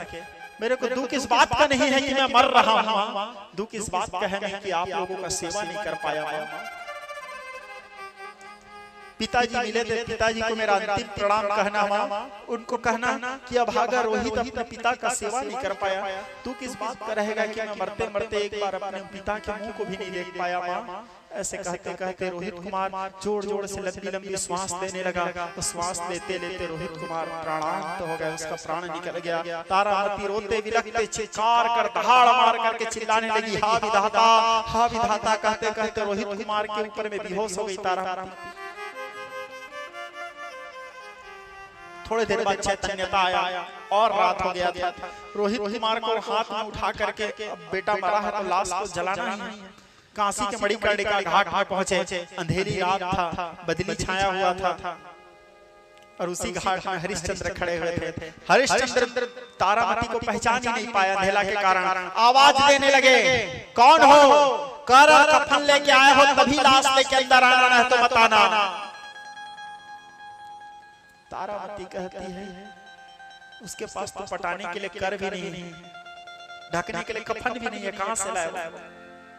तारामती कहती है मेरे पास कर और कफन नहीं है। तो हरिश्चंद्र कहता है कर और कफन नहीं है तो शमशान घाट से बाहर निकल जाओ, मैं लाश को जलाने नहीं दूंगा। उसी समय अचानक बिजली चमकता है। बिजली चमका तो तारामती के चेहरा को देखा हरिश्चंद्र। बोले तारा तुम? बोले कहती है हाँ स्वामी, और ये हमारा पुत्र रोहित है स्वामी। हरिश्चंद्र चिल्लाते हुए वहीं शमशान में गिर गए, कहने लगे हाथ विधाता, क्या मेरा दुर्भाग्य विधाता कि मेरा पुत्र मेरे सामने मरा हुआ आया है, लेकिन उसके बाद भी मैं इसके लाश को जलाने का अनुमति नहीं दे सकता, क्योंकि मैं अपने आप को बेच चुका हूँ भंगी के पास, और मेरे मालिक मुझे आदेश दिया है कि जब तक मैं कर और कफन न ले लूं तब तक यहाँ किसी के लाश जलाने नहीं दूंगा। मेरे मालिक के आदेश पालन करना आज मेरा धर्म है। बोले तारा मेरा धर्म कहता है मेरे मालिक के आदेश पालन करना। मैं ये जान चुका कि ये मेरा बेटा है, फिर भी मैं इसके लाश को जलाने नहीं दे सकता। तारा इसको तुम ले जाओ, तारा इसको ले जाओ। इस प्रकार कहते कहते रोते रोते महाराज हरिश्चंद्र वहीं शमशान में धड़ाम से गिर गए। तारामती कहती है इसे धर्म कहते हैं।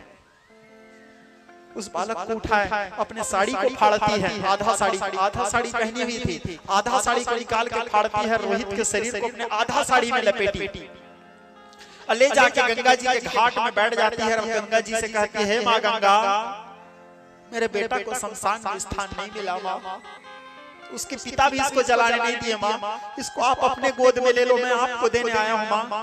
माँ गंगा के सामने बैठकर रुदन करने लगी, विलाप करने लगी। माँ गंगा का उसी समय प्रचंड धार आया, रोहित कुमार को खींच के ले गया माँ गंगा। तारामती रोते बिलखते, वहां पर माता विशालाक्षी का मंदिर है काशी में, माता शक्ति का पिंड गिरा है, विशालाक्षी मंदिर। वहां जाकर के माता के मंदिर में सिर टिकाई तो पुत्र रोहित की याद में रोते रोते माता तारा वहां बेहोश हो गई। विश्वामित्र बोले एक बार और परीक्षा लूंगा।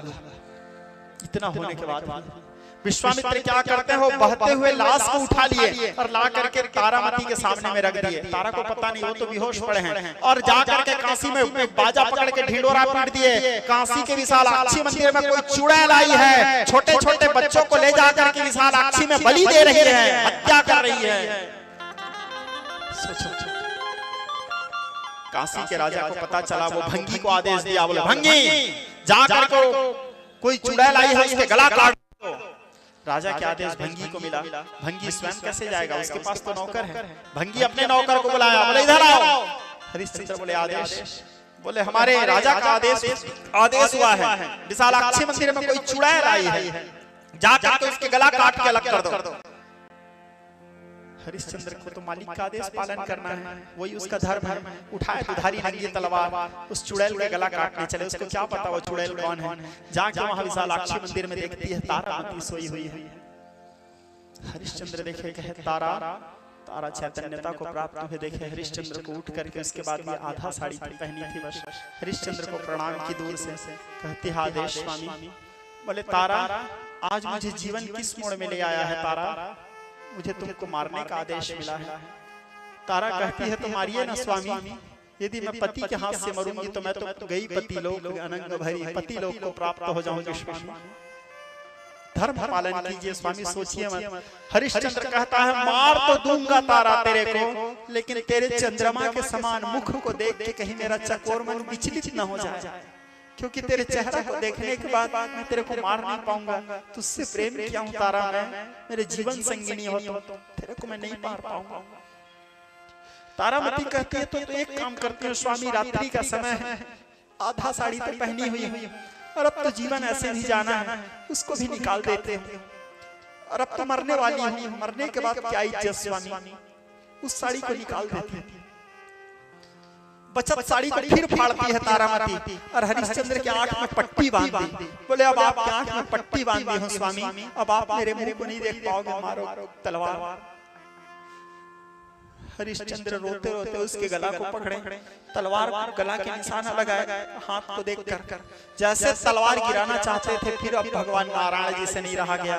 नारायण जी के रत्न सिंहासन हिलने लगे। निज लोकम परित्यज्य भगवान भक्तवत्सलः वनमाली घनश्यामः पीतवासो मनोहरा। भगवान नारायण जी अपने वैकुंठ त्याग कर दौड़ पड़े, साथ में महालक्ष्मी उनके पीछे पीछे दौड़ाई। हरिश्चंद्र के तलवार को पकड़े भगवान नारायण जी, बोले बहुत हो गया महाराज हरिश्चंद्र। नारायण जी की तलवार को पकड़े, बोले बहुत हो गया राजा, नेत्र खोलो पुत्र। हरिश्चंद्र कहता है बचा ही क्या है जो नेत्र खोलूंगा प्रभु, सब तो खत्म हो गया। स्वयं माता महालक्ष्मी अपने हाथों से हरिश्चंद्र के पट्टी खोलती है। हरिश्चंद्र देखे तारा को, भगवान तारा को पट वस्त्र प्रदान किए। पट वस्त्र प्रदान करने के बाद तारा वस्त्र धारण करती है। महाराज हरिश्चंद्र को भगवान नारायण जी बोले जाओ हरिश्चंद्र, जाके फिर से अयोध्या में राज्य करो। हरिश्चंद्र कहता है मैं क्षत्रिय हूं प्रभु। क्षत्रिय का वचन है प्रभु, एक बार ब्राह्मण को दान दे चुका तो दे चुका, दिए हुए राज सिंहासन में मैं फिर नहीं बैठ सकता। भगवान नारायण जी बोले किसी भी चीज पे किसी का कोई अधिकार नहीं है राजन, ना विश्वामित्र का ना तुम्हारा।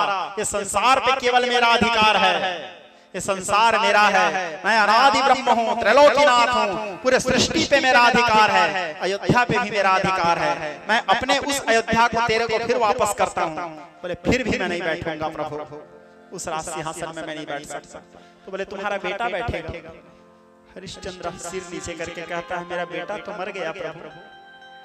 भगवान नारायण जी रोहित कुमार के शव को देखे, बोले पुत्र रोहित। रोहित ऐसे उठता है मानो कोई सोए हुए बच्चा उठ रहे हो। नारायण भगवान नारायण जी कुछ भी कर सकते हैं, परम मायावी है श्रोता समाज। रोहित कुमार ऐसे उठे मानो कोई सोए हुए बालक उठ रहे हो। उठने के बाद भगवान रोहित कुमार को अपने गोद में बिठाए, अपने हाथों से नारायण जी राज तिलक किए। बोले जाओ पुत्र, जा करके अयोध्या में राज संभालो। हरिश्चंद्र को बोले जाके अपने पुत्र के साथ रहो, राजकाज संचालन करो। बोलो मैं नहीं कर सकता प्रभु। तो बोले ठीक है रोहित राजा बनेगा, तुम जा करके अयोध्या में कुछ दिन रहो, मेरे भक्ति करते हुए निवास करो, उसके बाद चला आना, तुम्हारे लिए मेरा धाम खुला है। महाराज हरिश्चंद्र बोले जो आदेश प्रभु। हरिश्चंद्र तारामती को लेके जाने लगे। नारायण जी उस समय थोड़े से आवेश में आए, नारायण जी उठाए। नारायण जी के चक्र का नाम है वज्रनाभ। कई लोग उसको सुदर्शन चक्र बोल देते हैं। सुदर्शन नारायण जी के चक्र नहीं है, सुदर्शन भगवान कृष्ण के चक्र का नाम है। नारायण जी के चक्र का नाम है वज्रनाभ। सुदर्शन में सहस्त्र आ रहा है और वज्रनाभ में 100 आ रहा है, 100 धार है। भगवान उठाया वज्रनाभ को, बोले वज्रनाभ गला काटो इसका। वज्रनाभ विश्वामित्र के गला काटने के लिए चले। वज्रनाभ विश्वामित्र के गला काटने चले, क्योंकि भगवान बोले मेरे भक्त को कष्ट दिया है विश्वामित्र, और अहम भक्त पराधीनो यस्वतंत्र यद्विजा। मैं अपने भक्तों के वशीभूत रहता हूँ और मेरे भक्त को ये विश्वामित्र कष्ट दिया है। जाओ चक्र विश्वामित्र के गला काटो। जैसे चक्र विश्वामित्र के गला काटने चले, हाथ जोड़ करके हरिश्चंद्र कहता है ना प्रभु, मैं नहीं चाहता कि मेरे कारण किसी ऋषि का हत्या हो जाए, किसी ब्राह्मण का हत्या हो जाए।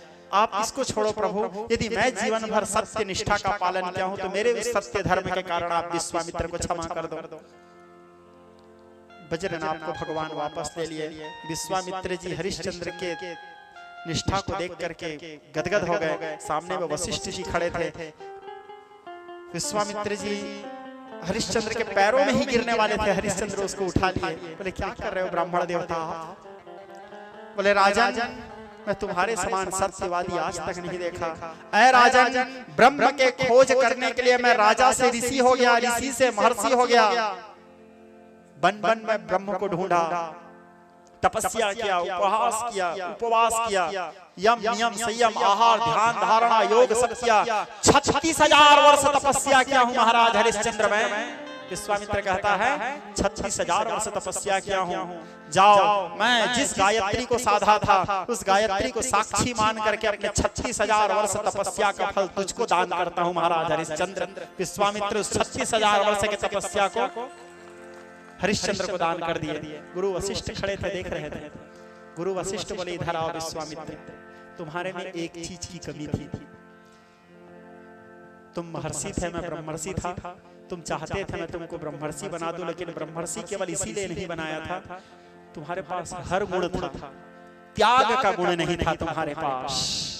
और त्याग के बिना कुछ भी पाना संभव नहीं है। विश्वामित्र वशिष्ठ जी कहे, त्याग के बिना कुछ भी पाना संभव नहीं है। सांस देने के लिए भी सांस छोड़ना पड़ता है।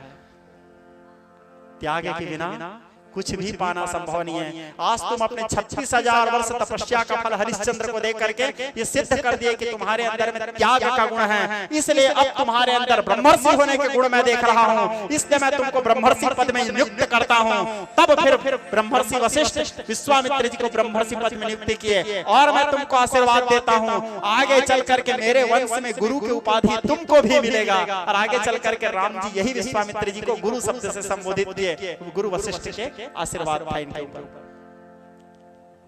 श्री सुखदेव परमहंस राजा परीक्षित से कहे, हे महाराज परीक्षित, जो महाराज हरिश्चंद्र के पावन चरित्र को ध्यान पूर्वक श्रद्धा से श्रवण करते हैं, नारायण जी उनको आयु, ऐश्वर्य और चीर लक्ष्मी प्रदान करते हैं। इस प्रकार हरिश्चंद्र जी के चरित्र वर्णन करते हुए, राम जी के जन्म की कथा वर्णन करते हुए 9वें स्कंद के चरित्र को श्री सुखदेव परमहंस विश्राम दिए।